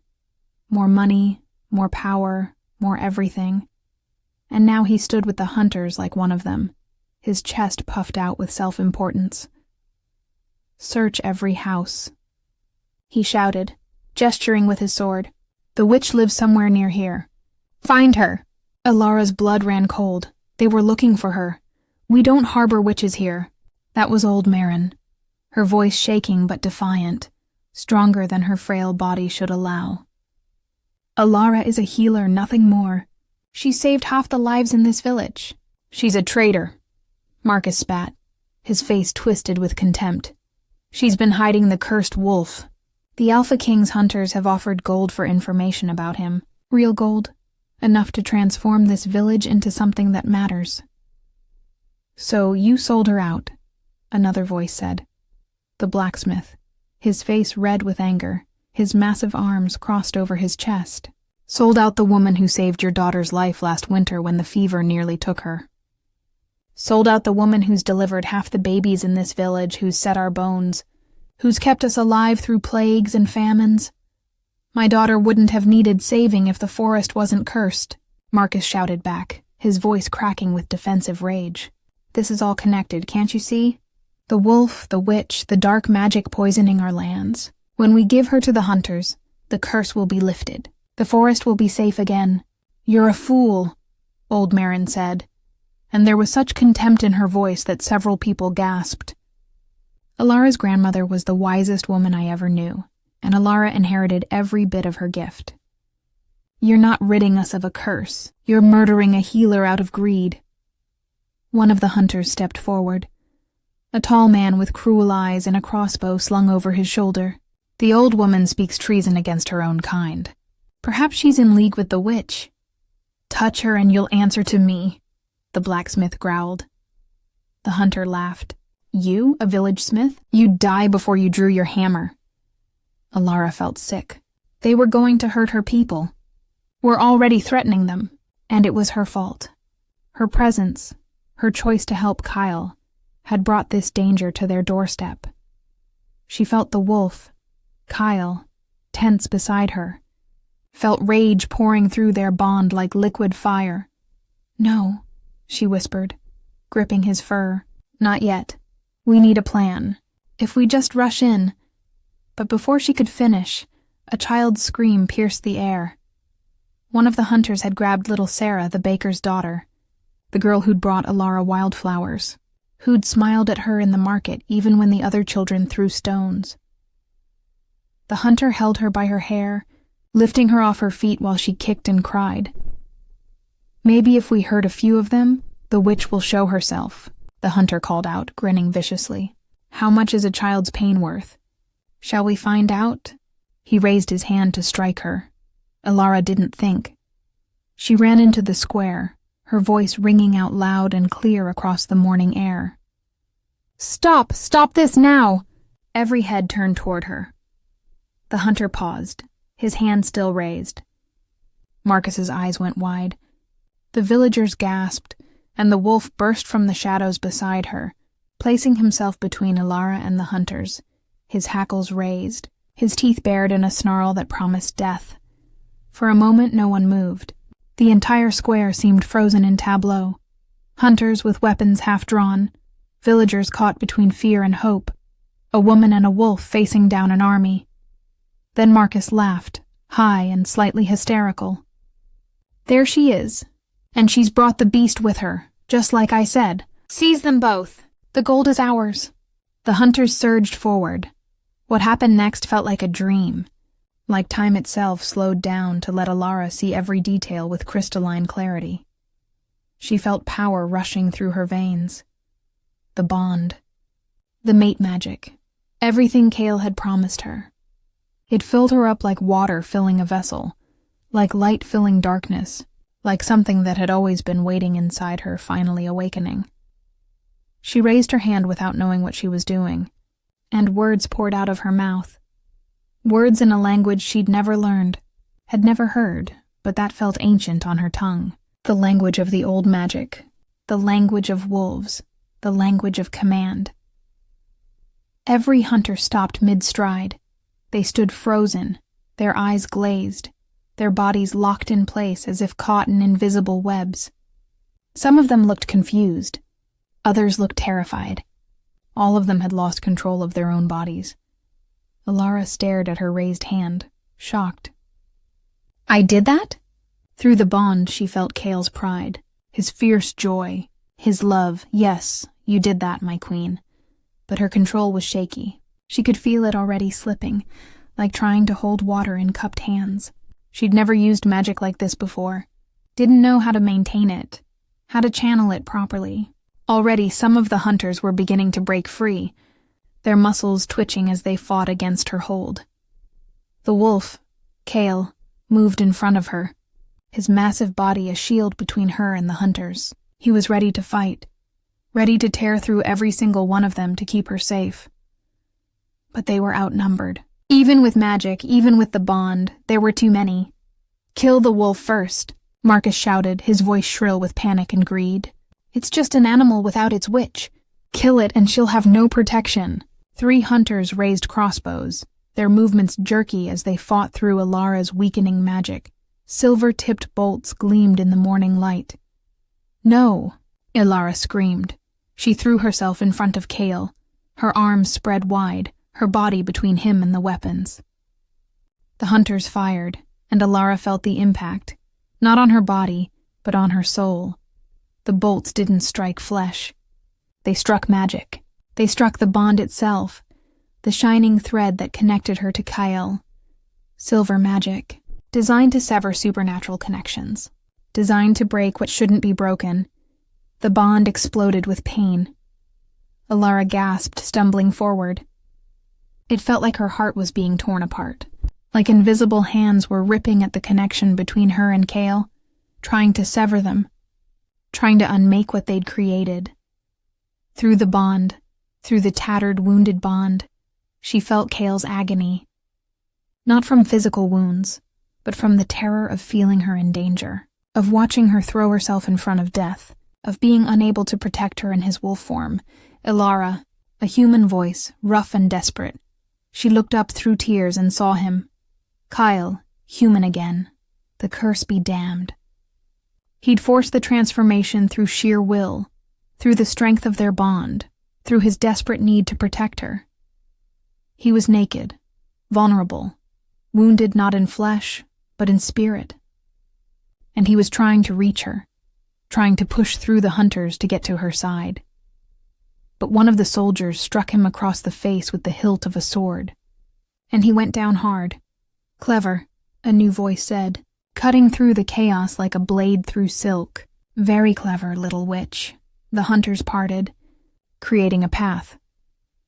And through that path walked a man who made Alara's blood turn to ice. He was tall, dark-haired, handsome in a way that was cold and perfect and somehow wrong. Like a beautiful statue that had never been alive, he moved with the fluid grace of a predator, every step calculated. He wore fine clothes, leather and silk, black and silver, more suited to a throne room than a village square. And when she looked into his eyes, she saw the same silver as Cale's. But where Cale's eyes held warmth and love and fierce protectiveness, this man's were like winter, like ice, like something that had forgotten how to feel. "Varys," Alara whispered. The man smiled, but it didn't reach his eyes. "The witch knows my name." "How touching. Tell me, little healer, did my dear cousin speak of me? Did he tell you how I outwitted him? How I took everything he loved? How I turned his own counsel against him and watched him crawl away to die like the dog he is?" Through the wounded bond, Alara felt Cale's fury. He lunged at Varys, teeth bared. He'd shifted back to wolf form, the change coming easier now, flowing like water. Varys raised his hand lazily. The wolf slammed into an invisible barrier and fell back, yelping. The sound cut through Alara like a knife. "Silver magic," Varys said conversationally, woven into wards and shields. "Your little pet can't touch me, witch, and neither can you. I've had months to prepare for this moment. Did you really think I wouldn't take precautions? Alara forced herself to stand, though her legs shook, and the pain in her chest, in the bond, was getting worse. She could feel it unraveling, strand by strand. Whatever those silver bolts had done, they were destroying the connection between her and Cale. "What do you want?" she demanded, trying to keep her voice steady. "The same thing I've always wanted." Varys circled her slowly, like a wolf circling prey, ironic given what he was. Power. Control. A kingdom without weak-hearted fools who think peace is worth more than strength. Who think humans and wolves can coexist. Cale isn't weak, isn't he? Varys gestured at the wolf, who was struggling to his feet, shaking off the impact. Look at him, reduced to a beast, dependent on a human girl for his survival. The mighty Alpha King, broken by a simple curse, saved by a nobody from a nowhere village. Is that strength? Is that worthy of a throne? He survived your betrayal, Alara said fiercely, rage giving her strength. He survived everything you threw at him, and he found me. Found love, found something worth fighting for. That takes more strength than you'll ever have. Varys's eyes narrowed. Ah, so the bond is complete. You're his mate. Yes. How unfortunate. Varys sighed, as if genuinely disappointed. That does complicate things. You see, I can't have Cale regaining his power. Can't have him coming back to challenge me for the throne with a mate bond making him stronger. Which means I need to eliminate you. The wolf snarled, throwing himself at the barrier again and again. Each impact made Alara flinch, made her feel his pain and frustration through the bond. Stop, she pleaded. Cale, stop. You're hurting yourself. But he wouldn't stop. Couldn't stop. His need to protect her overrode everything else. However, Varys continued, pulling a dagger from his belt. It glowed with silver light, pulsing like a heartbeat. I'm not completely without mercy. I'll give you a choice, little witch. A real choice. I don't want anything from you, don't you? Varys moved closer, and she could smell magic on him. Cold magic, death magic, the kind that required sacrifices and left stains on the soul. I can break the bond. Sever it completely, cleanly. You'll live. You'll go back to your cottage, your herbs, your quiet life. Cale will return to being what he should be. A wolf. Forever. He'll forget he was ever a man. Forget he ever loved you. It will be merciful, really. No more pain. No more longing for something he can never truly have. Alara's heart clenched. You're lying. I'm not. Varys held up the dagger and it caught the sunlight, blazing silver. This blade can cut anything. Even fate. Even true mate bonds. One stroke and you're both free. Free to live separate lives. Free from the pain of this impossible situation. Free to suffer separately instead of together. Free to survive, Varys corrected, his voice almost gentle. Almost kind. Isn't that what you wanted, Alara? To live? To matter? You can go back to your village. Marry a nice human man. Have babies. Grow old in safety and peace. All you have to do is let Cale go. She looked at the wolf. He had stopped throwing himself at the barrier. He stood perfectly still, his silver eyes locked on hers.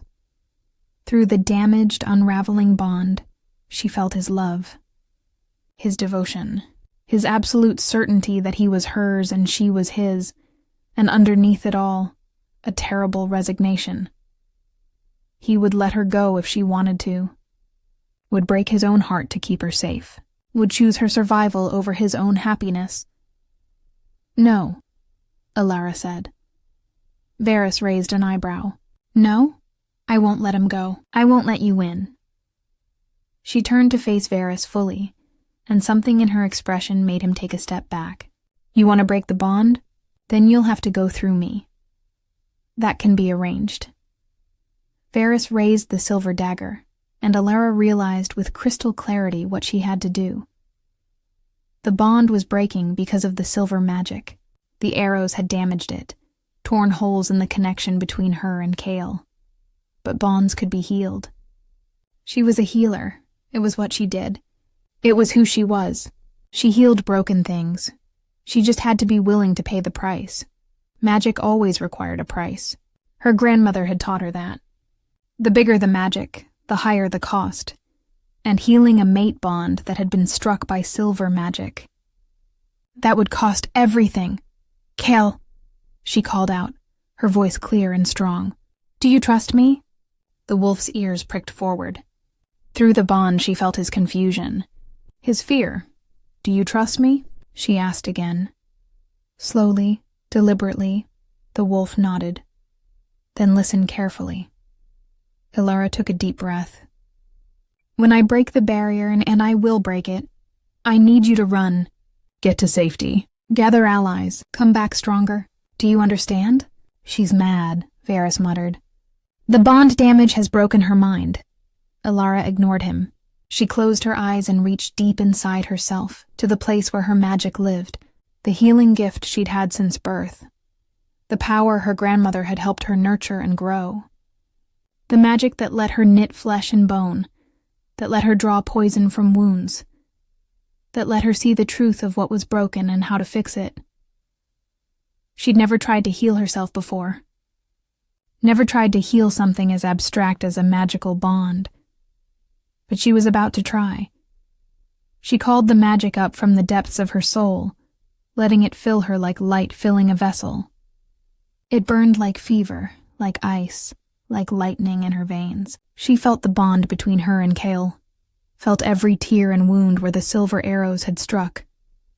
And she began to weave it back together. With every stitch, every connection she repaired, she felt pieces of herself being consumed. Her magic was burning itself up, using her life force as fuel. Her own essence was being woven into the bond, making it stronger than before but draining her in the process. She was healing the bond by sacrificing herself. What is she doing? Varys demanded, his voice sharp with alarm. Ilara's body began to glow. Silver light poured from her skin, from her eyes, from her mouth. The mark on her wrist blazed like a star, so bright it hurt to look at. The air around her crackled with power. Stop her, Varys shouted at his hunters. Kill her now! But it was too late. The magic exploded outward in a wave of pure, blinding power. The silver barrier shattered like glass. The hunters were thrown backward, some of them screaming. Even Varys stumbled, his confident expression cracking into shock and fear. And Ilara collapsed. The world tilted. Her vision darkened. She felt herself falling into darkness that had no bottom. But before she hit the ground, warmth surrounded her. The wolf caught her, his body transforming even as he moved. Human arms wrapped around her, cradling her against a human chest. Cale's voice, rough and desperate, calling her name. Ilara! Ilara, stay with me. Don't you dare leave me now. Don't you dare! She tried to answer, but her lips wouldn't move. Her body felt distant, disconnected, as if she were floating above it looking down. She'd used too much magic, burned too bright, given too much of herself to save the bond. She was dying. Through their connection, now stronger than ever, blazing like the sun, she felt Cale's anguish, his rage, his absolute refusal to accept her death. No, he said, and his voice held the weight of command, the power of an alpha king. No, Ilara, you don't get to do this. You don't get to save me just to leave me alone. Not after everything. Not after you made me believe in hope again. She wanted to tell him it was all right, that she'd made her choice. That saving him, loving him, was worth dying for. But darkness was pulling her down, down, down. There's a way, Cale said suddenly, desperately.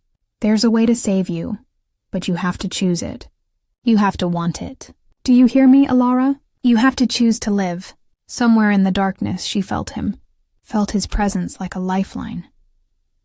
The full transformation. His voice echoed through the void. If I give you my blood, if you drink it while we're bonded, you'll become like me. A shifter. You'll be able to heal yourself, to survive wounds that would kill a human. But Ilara, his voice broke.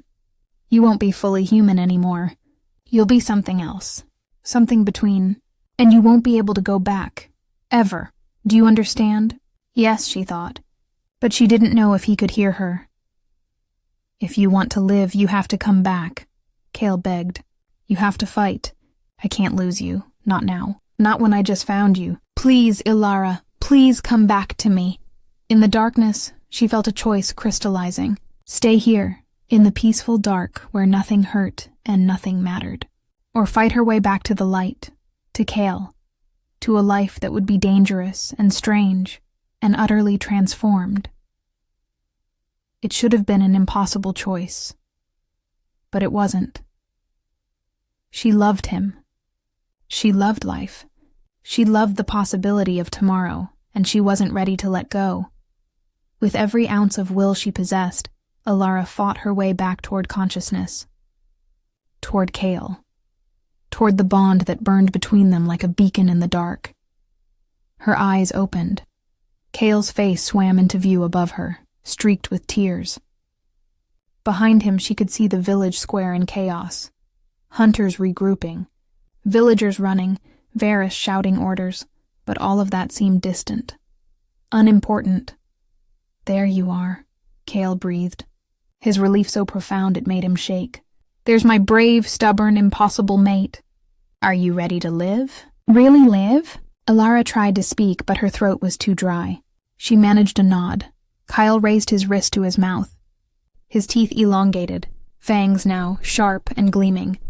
He bit down without hesitation, and blood welled up, dark and rich and shimmering with power. Drink, he commanded, pressing his wrist to her lips. Drink and live. Drink and stay with me.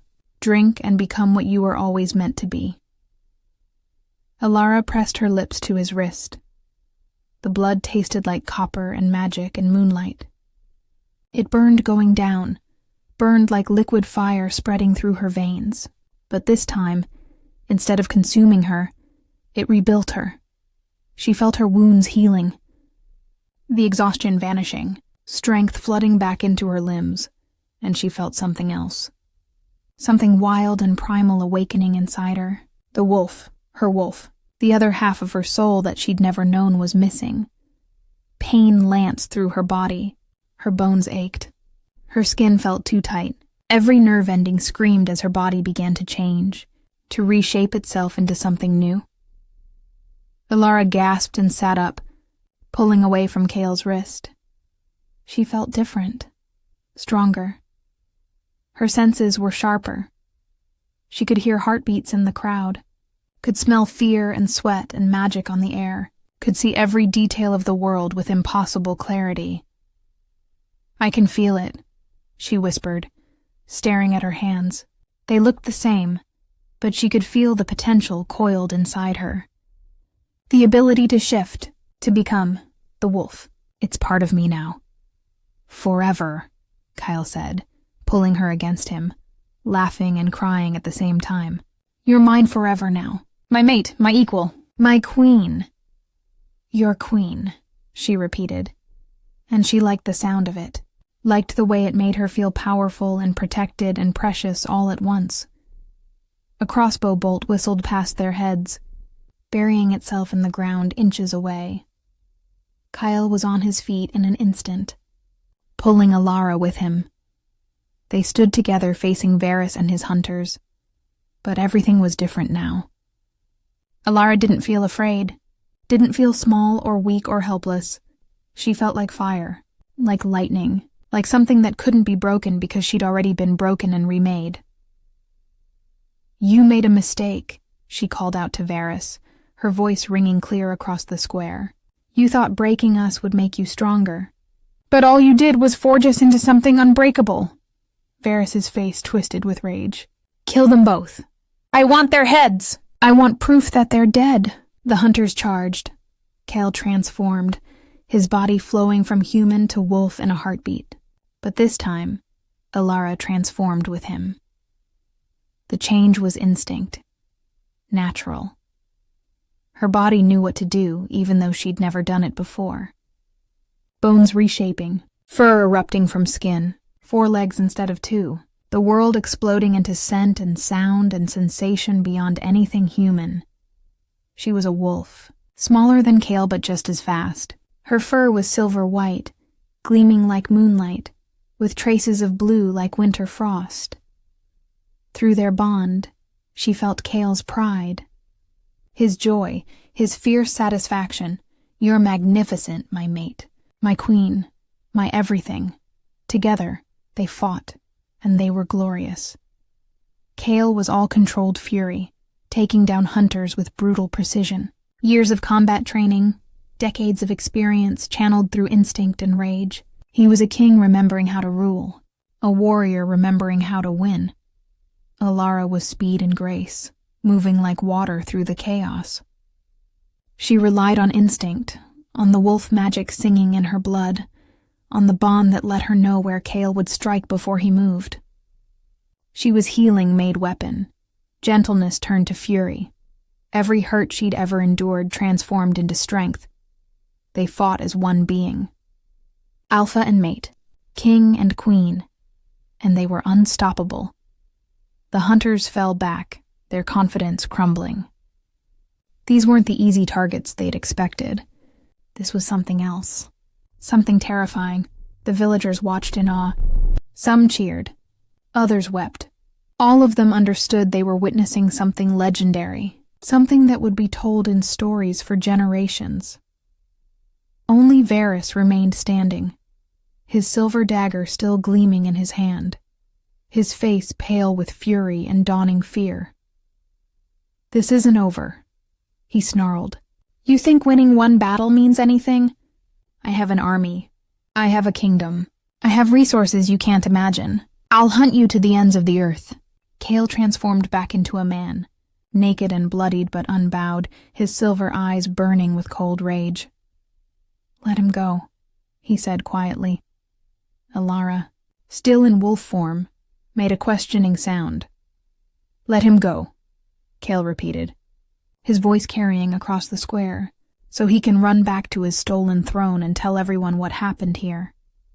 "So the packs know that I'm alive, that I have my mate, that I'm coming to take back what's mine." Varys stared at him. "You're declaring war." "No." Kale's smile was cold and terrible. "I'm declaring victory. You just don't know it yet. Now run, cousin. Run back to the kingdom you stole and enjoy it while you can, because I'm coming for you. And when I do, you'll face not just an alpha king, but a queen who defied death itself. A queen strong enough to break curses and heal bonds and transform the impossible into reality." Varys looked at Alara, at the silver wolf standing beside Kale, her eyes glowing with power and purpose. For the first time, real fear crossed his face. "This isn't over," he repeated, but his voice shook. "No," Kale agreed. "It's just beginning." Varys turned and ran. His hunters followed, scrambling over each other in their haste to escape. Within moments, the square was empty, except for the villagers and 2 wolves who were so much more than wolves. Alara transformed back to human form. The change came easily now, as natural as breathing. She stood beside Kale, and someone, old Meryn, quickly brought them cloaks to cover their nakedness. For a long moment, no one spoke. Then the blacksmith stepped forward. "Alara, I'm sorry. I'm sorry we never truly saw you, never truly valued you. You saved us. Again. And we've never given you anything but fear and distance in return." "You're leaving, aren't you?" Old Meryn asked, her eyes bright with tears. "You're going with him. To his kingdom." Alara looked at Kale, then back at the villagers who'd been her only community for 23 years. "I am. He's my mate. Where he goes, I go. We have a war to win, a throne to reclaim, a world to remake. We'll miss you," the baker said quietly, "even though we never showed it properly. You mattered. You've always mattered." Tears burned in Alara's eyes. "I'll miss you too. All of you." Old Meryn stepped forward and hugged her. "Be brave, child, be strong. And know that you carry the hopes of this village with you. We're proud of you, even if we never said it enough." One by one, the villagers approached. some to hug her, some to touch her hand, some to simply nod with respect they'd never shown before. Even Marcus, pale and shaking, muttered an apology before scurrying away. When the last of them had gone back to their homes to begin repairing the damage, Ilara and Cale stood alone in the square. "Are you ready for this?" Cale asked, taking her hand. "For war? For politics? For being a queen?" "I'm ready for anything," Ilara said, "as long as I'm with you." He kissed her then, soft and sweet and full of promise. When they pulled apart, both of them were smiling. "We should go," Cale said. "We need to gather allies, build an army, prepare for what's coming. Where do we start?" "There are packs in the northern mountains who never accepted Varys's rule. Old allies who will remember their true king. We'll go to them first." His eyes glowed silver in the morning light. "And we'll show them their new queen." Ilara looked toward the forest, the thornwood, his kingdom, their home. She could feel it calling to her now, could feel the magic in the trees recognizing her as something more than human, as something that belonged. "Then let's go home," she said. They walked toward the tree line together, hand in hand, and when they reached the first trees, they transformed. 2 wolves, one black as midnight, one silver as moonlight, disappeared into the forest, heading north. Heading home, heading toward destiny. The journey north took weeks. They traveled through forests and over mountains, through territories that had been wolflands for centuries, but that few humans had ever seen. Cale knew the way by instinct, following paths that had been used by his people for generations. And everywhere they went, wolves came to see them. At first, it was just a few. Scouts and outcasts, lone wolves who'd heard rumors of the true king's return. They approached cautiously, drawn by the scent of alpha magic, by the unmistakable aura of a mate bond fully realized. Ilara learned to shift at will now, flowing between forms as easily as changing clothes. In wolf form, she could run for hours without tiring, could communicate with the packs in ways that went beyond words. In human form, she could strategize and plan and speak with the eloquence required of a queen. She was becoming what she was meant to be. The first real test came when they reached the Black Pine territory, where a powerful alpha named Rowan ruled. He was old, scarred from decades of battles, and deeply suspicious of anyone claiming to be Cale Thornheart returned from the dead. "Prove it," Rowan demanded, circling them in the great hall of his lodge. His pack surrounded them, dozens of wolves in human form, all watching with wary eyes. "Prove you're who you claim to be. Anyone can claim to be the true king. Show me proof." Cale stood tall, and Ilara watched as he let his power show. His eyes blazed silver. The air around him shimmered with alpha magic. And when he spoke, his voice carried the weight of command that could only belong to a king. "I am Cale Thornheart, son of Aldrich Thornheart, grandson of Theron Thornheart, descended from the first alpha who made the treaty with the moon itself. I remember every pack under my rule, every territory, every law. I remember you, Rowan Blackpine. I remember when you brought your son to me, asking for justice when he was murdered by human raiders. I remember promising you that one day our people would know peace instead of endless war." Rowan's eyes widened. Only the true king would know that. Only he would remember. "I remember everything," Cale said quietly, "and I've come back to fulfill my promises." Rowan stared at him for a long moment, then slowly, deliberately, dropped to one knee. "My king, my true king, we thought you dead. We thought Varys was all we had left." "Varys is a traitor and a murderer," Cale said, "and I'm here to take back what he stole. Will you stand with me?" "Until death," Rowan swore. And behind him, his entire pack knelt. The pattern repeated itself over and over, territory by territory, pack by pack. Cale proved himself.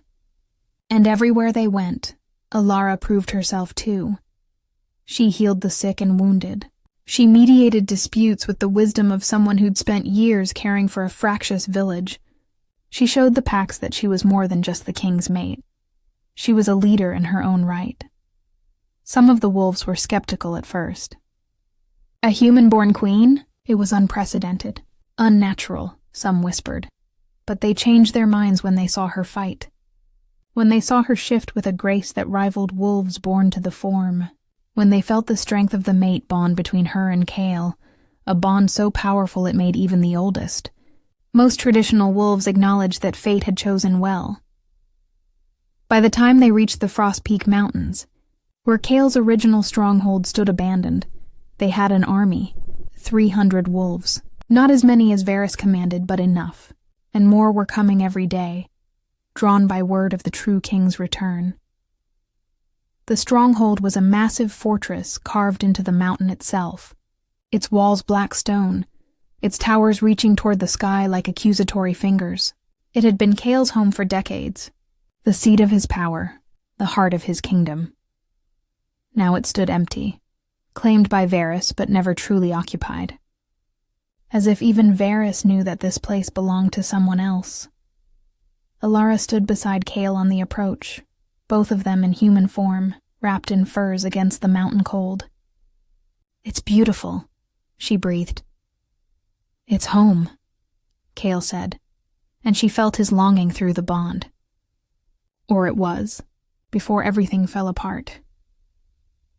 It will be again. They reclaimed the stronghold without a fight. Varys had left only a token garrison, and those wolves surrendered the moment they saw Kyle, recognizing their true king. Within days, the fortress was alive again. Fires burning in every hearth, wolves filling the halls, plans being made for the final confrontation, because everyone knew it was coming. Varys wouldn't let them gather power without responding. Soon, very soon, there would be war. Alara found herself thrust into leadership she'd never asked for. She met with pack leaders, settling disputes and forging alliances. She trained with warriors, learning to fight in both forms. She worked with healers, sharing her knowledge and learning theirs. And every night, she fell into bed beside Kale, exhausted but happy in a way she'd never been before. "I never thought I'd be good at this," she admitted one night, curled against his chest. "Being a queen, leading people, making decisions that affect hundreds of lives."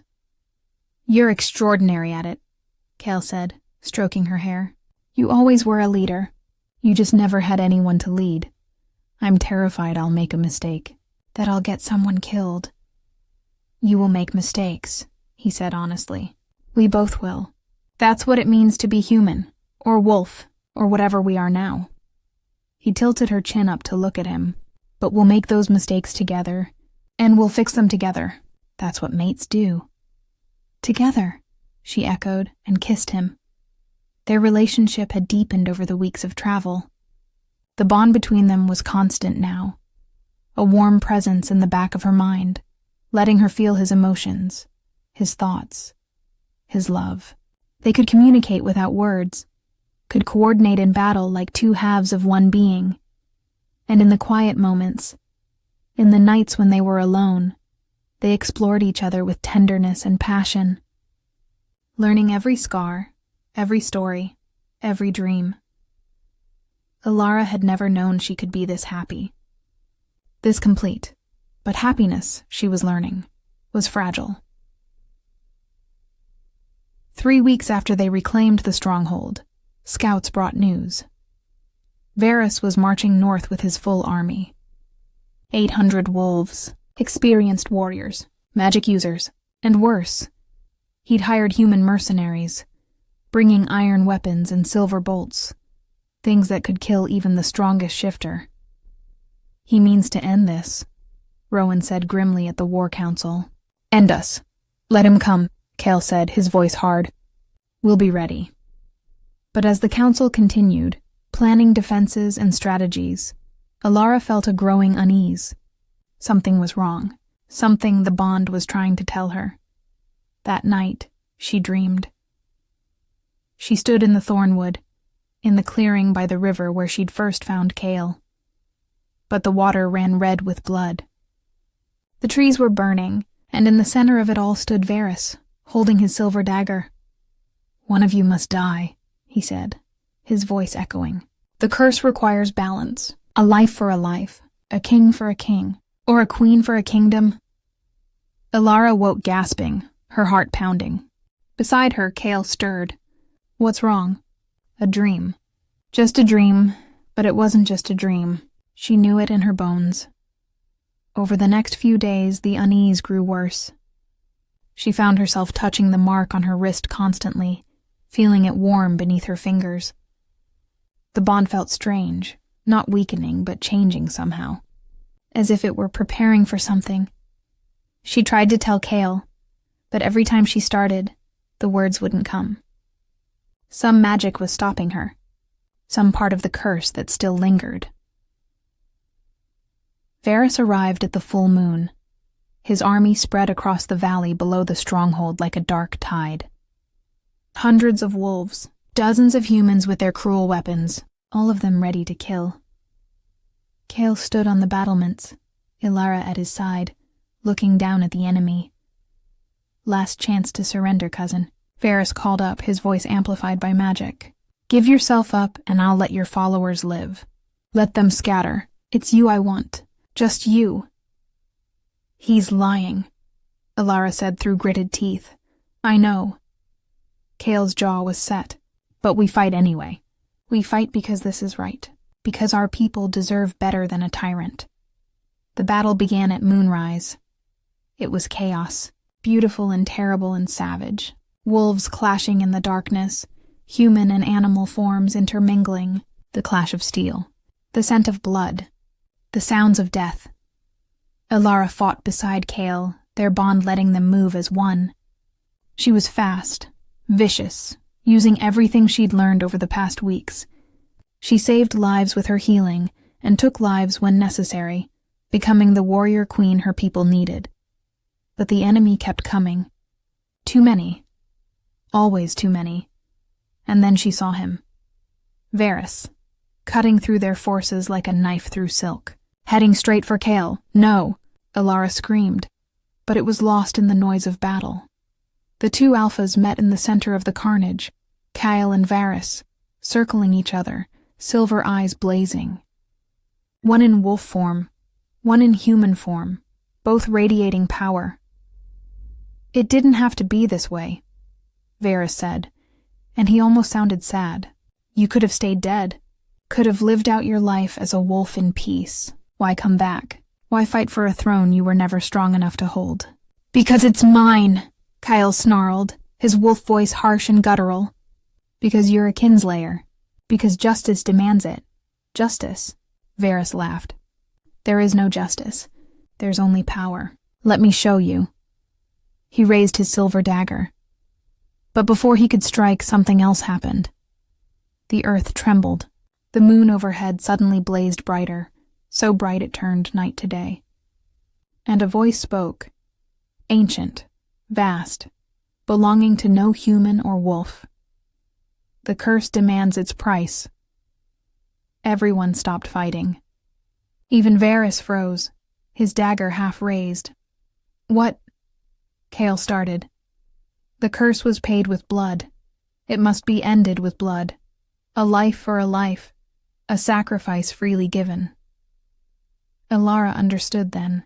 The dreams, the unease, the way the bond had been changing.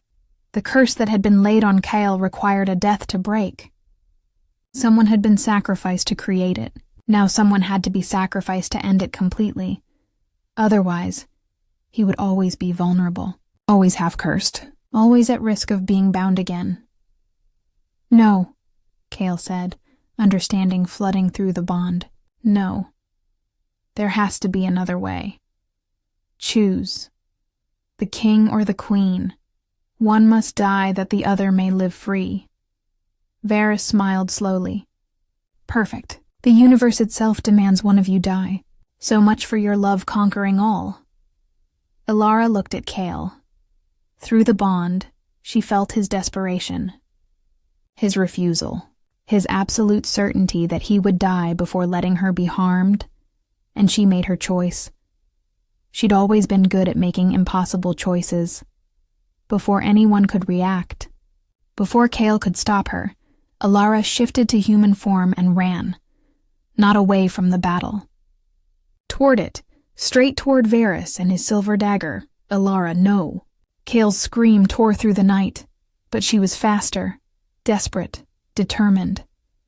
She'd spent her whole life healing, saving, preserving life at any cost. But sometimes she understood now. The greatest act of healing was sacrifice. Sometimes you had to give everything to save what mattered most. Varys saw her coming. His eyes widened. The dagger came up. Time slowed.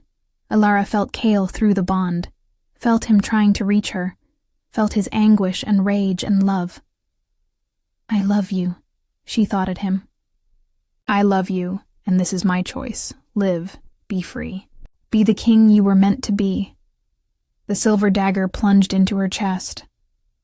Pain exploded through her, white-hot and all-consuming.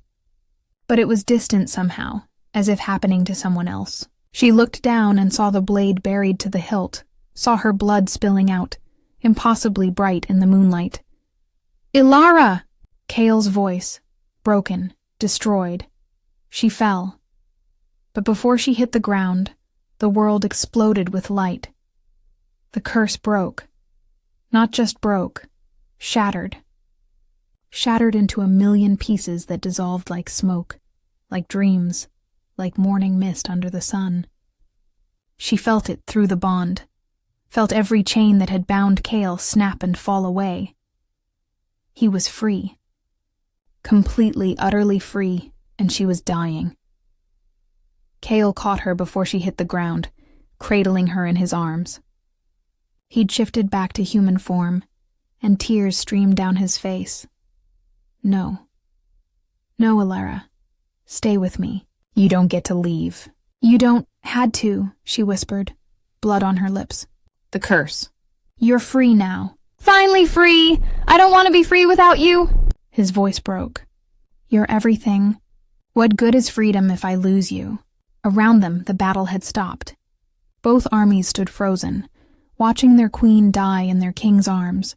Even Varys looked shaken, his dagger falling from nerveless fingers. I'm sorry, Alara breathed. I'm sorry I'm leaving you. But Cale, you have to live. For both of us. You have to... Her voice failed. The light was fading from her eyes. Through the bond, she felt his agony, his love, his desperate refusal to let her go. And then she felt something else. Power. Vast, ancient power flooding through the bond. Coming from him, from the moon overhead, from the earth beneath them. No. Cale's voice wasn't human anymore. It was something older, something primal. The voice of the first Alpha, the one who'd made the treaty with the moon itself. I refuse. I reject this choice. I will not lose my mate. The mark on Alara's wrist blazed like the sun. The curse required a life, Cale said, his words ringing with power and authority. I offer mine. Take me instead. Let her live. Cale, no, Alara tried to say, but no sound came out. That is not the way, the vast voice said. The queen has chosen. Then I choose to share her fate. Cale pressed his forehead to hers. We are mated, bonded, two souls in one. If she dies, I die. That's the law of mate bonds. That's the oldest magic there is. You cannot take her without taking me. Silence. The moon overhead pulsed, considering. And if we both die, Cale continued, his voice steady despite his tears, the curse will have won. Varys will have won. The tyrant will rule, and everything we fought for will be lost. Is that what you want? Is that what balance demands? The silence stretched, then, there is another way. Tell me. Cale's voice was desperate. Whatever the cost, I'll pay it.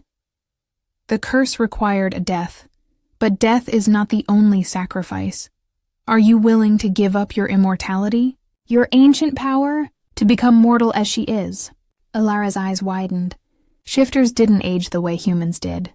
They could live for centuries if they avoided violence.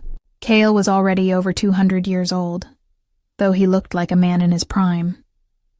Giving that up meant accepting a human lifespan. Accepting that he would age and die like any mortal. Yes, Kale said without hesitation. Yes, I accept. Take my immortality. Take my ancient power. Just let her live. It is done. Light blazed between them, so bright it was blinding.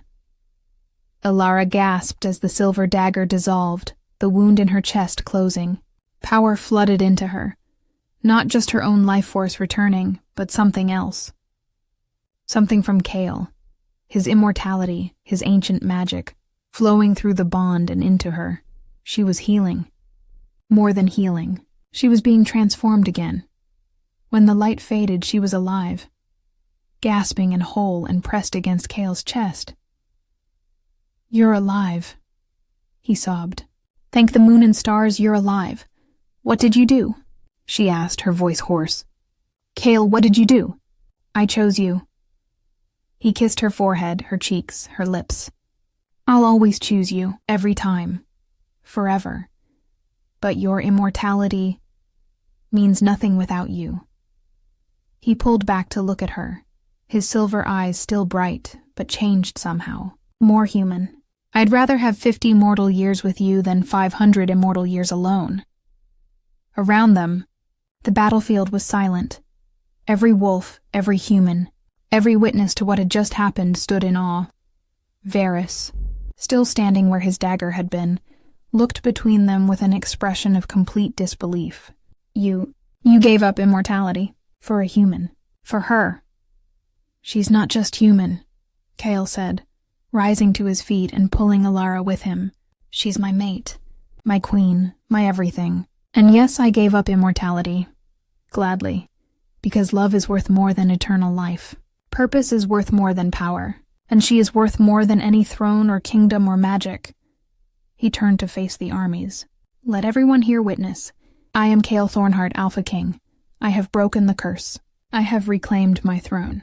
And I have chosen my queen. Any who wish to challenge me, step forward now. No one moved. Even Varys seemed frozen, his confidence shattered. I didn't think so. Kale's voice was hard. Varys, you are hereby banished from all Packlands. You have until dawn to leave this territory. If you return, if you ever threaten my people again, I will kill you myself. Slowly. Painfully. In ways that will become legend. Do you understand? Varys' face twisted with rage and humiliation. But looking at Kale and Alara, at the bond blazing between them, at the armies that had turned their backs on him, he knew he'd lost. This isn't over, he spat. Yes, Alara said, finding her voice. It is. You lost the moment you thought power was more important than loyalty. The moment you forgot what it means to truly lead. Now go, before my mate changes his mind about letting you live. Varys fled, and with him fled his most loyal followers, a dozen wolves who'd supported his tyranny. The rest, the hundreds who'd been forced to follow him, who'd feared him rather than respected him, turned to Kale. As one, they knelt. Long live the king, someone called out. Long live the queen, another voice added. Long live the king and queen. The cry was taken up by hundreds of throats, becoming a roar that echoed through the mountains. Alara stood beside Kale, her hand in his, and looked out at their people. Their kingdom, their future. She'd started this journey as a lonely healer in a forgotten village. She'd saved a wounded wolf on a whim, on compassion, on the simple belief that all life was worth preserving, and that choice had transformed everything. She was a queen now. A shifter, a warrior, a leader, but more than that, she was loved. She was seen. She mattered. And she had found the one person in all the world who would choose her above everything else, who would give up immortality itself just to keep her by his side. Are you ready for this? Kale asked quietly, so only she could hear. For ruling? For building a kingdom? For growing old together like mortals do? Alara looked up at him and smiled. I'm ready for anything as long as I'm with you. He kissed her then, deep and sweet and full of promise, while their people cheered and the moon blazed overhead. And in that moment, Alara understood something her grandmother had tried to tell her years ago. Magic wasn't about spells or power or immortality. Magic was about choice, about sacrifice, about loving someone so completely that you'd give up everything for them. Magic was about becoming more than you were because someone believed you could be. Magic was about finding home in another person's heart. 5 years passed. The Thornwood Kingdom flourished under Kale and Alara's rule. The wars with human kingdoms ended, replaced by trade agreements and tentative peace. The packs united under fair laws and just leadership. The forest itself seemed to bloom, as if the land recognized that its true rulers had returned. Alara stood on the battlements of the stronghold, watching the sunset paint the mountains in shades of gold and crimson. Her hand rested on her swollen belly, feeling the child within kick and turn. A daughter, a princess who would be born with both human and wolf blood, who would bridge 2 worlds the way her parents did. Strong arms wrapped around her from behind. Kel rested his chin on her shoulder, his hands covering hers over their child. Thinking? He asked. Remembering, she said. Remembering the night I found you by the river. How terrified I was. How lonely. How certain that I would spend my whole life on the edges of everything, never truly belonging. And now I'm home.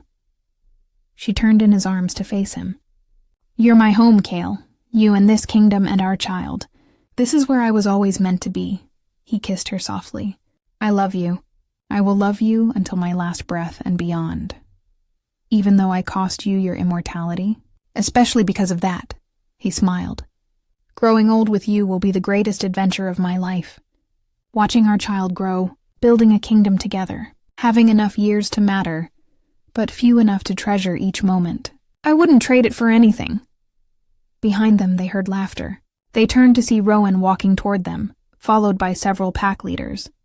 My king, my queen, Rowan said with a grin. The council is gathering for dinner. Will you join us? Or shall we tell them you're too busy making moony eyes at each other? Alara laughed. We're coming. As they walked back into the stronghold, hand in hand, Alara paused at the threshold. She looked back at the forest, at the thornwood spread out below, and whispered a silent thank you to her grandmother, who'd taught her to heal, to the village that had shaped her, even in its rejection, to the forest that had guided her to her destiny, to the wounded wolf who'd become her salvation, and to fate itself, for bringing them together against all odds. The moon rose overhead, full and bright and eternal, and 2 souls who'd found each other in darkness walked into the light together, ready to face whatever tomorrow brought, because they had each other, and that was more powerful than any curse, any magic, any force in the universe. That was love. True love. The kind that transformed everything it touched.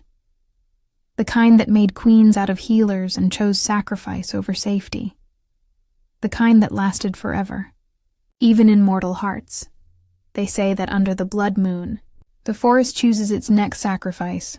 But that night, so long ago, the forest didn't choose a sacrifice. It chose a savior. Chose a healer brave enough to love a monster, Itor.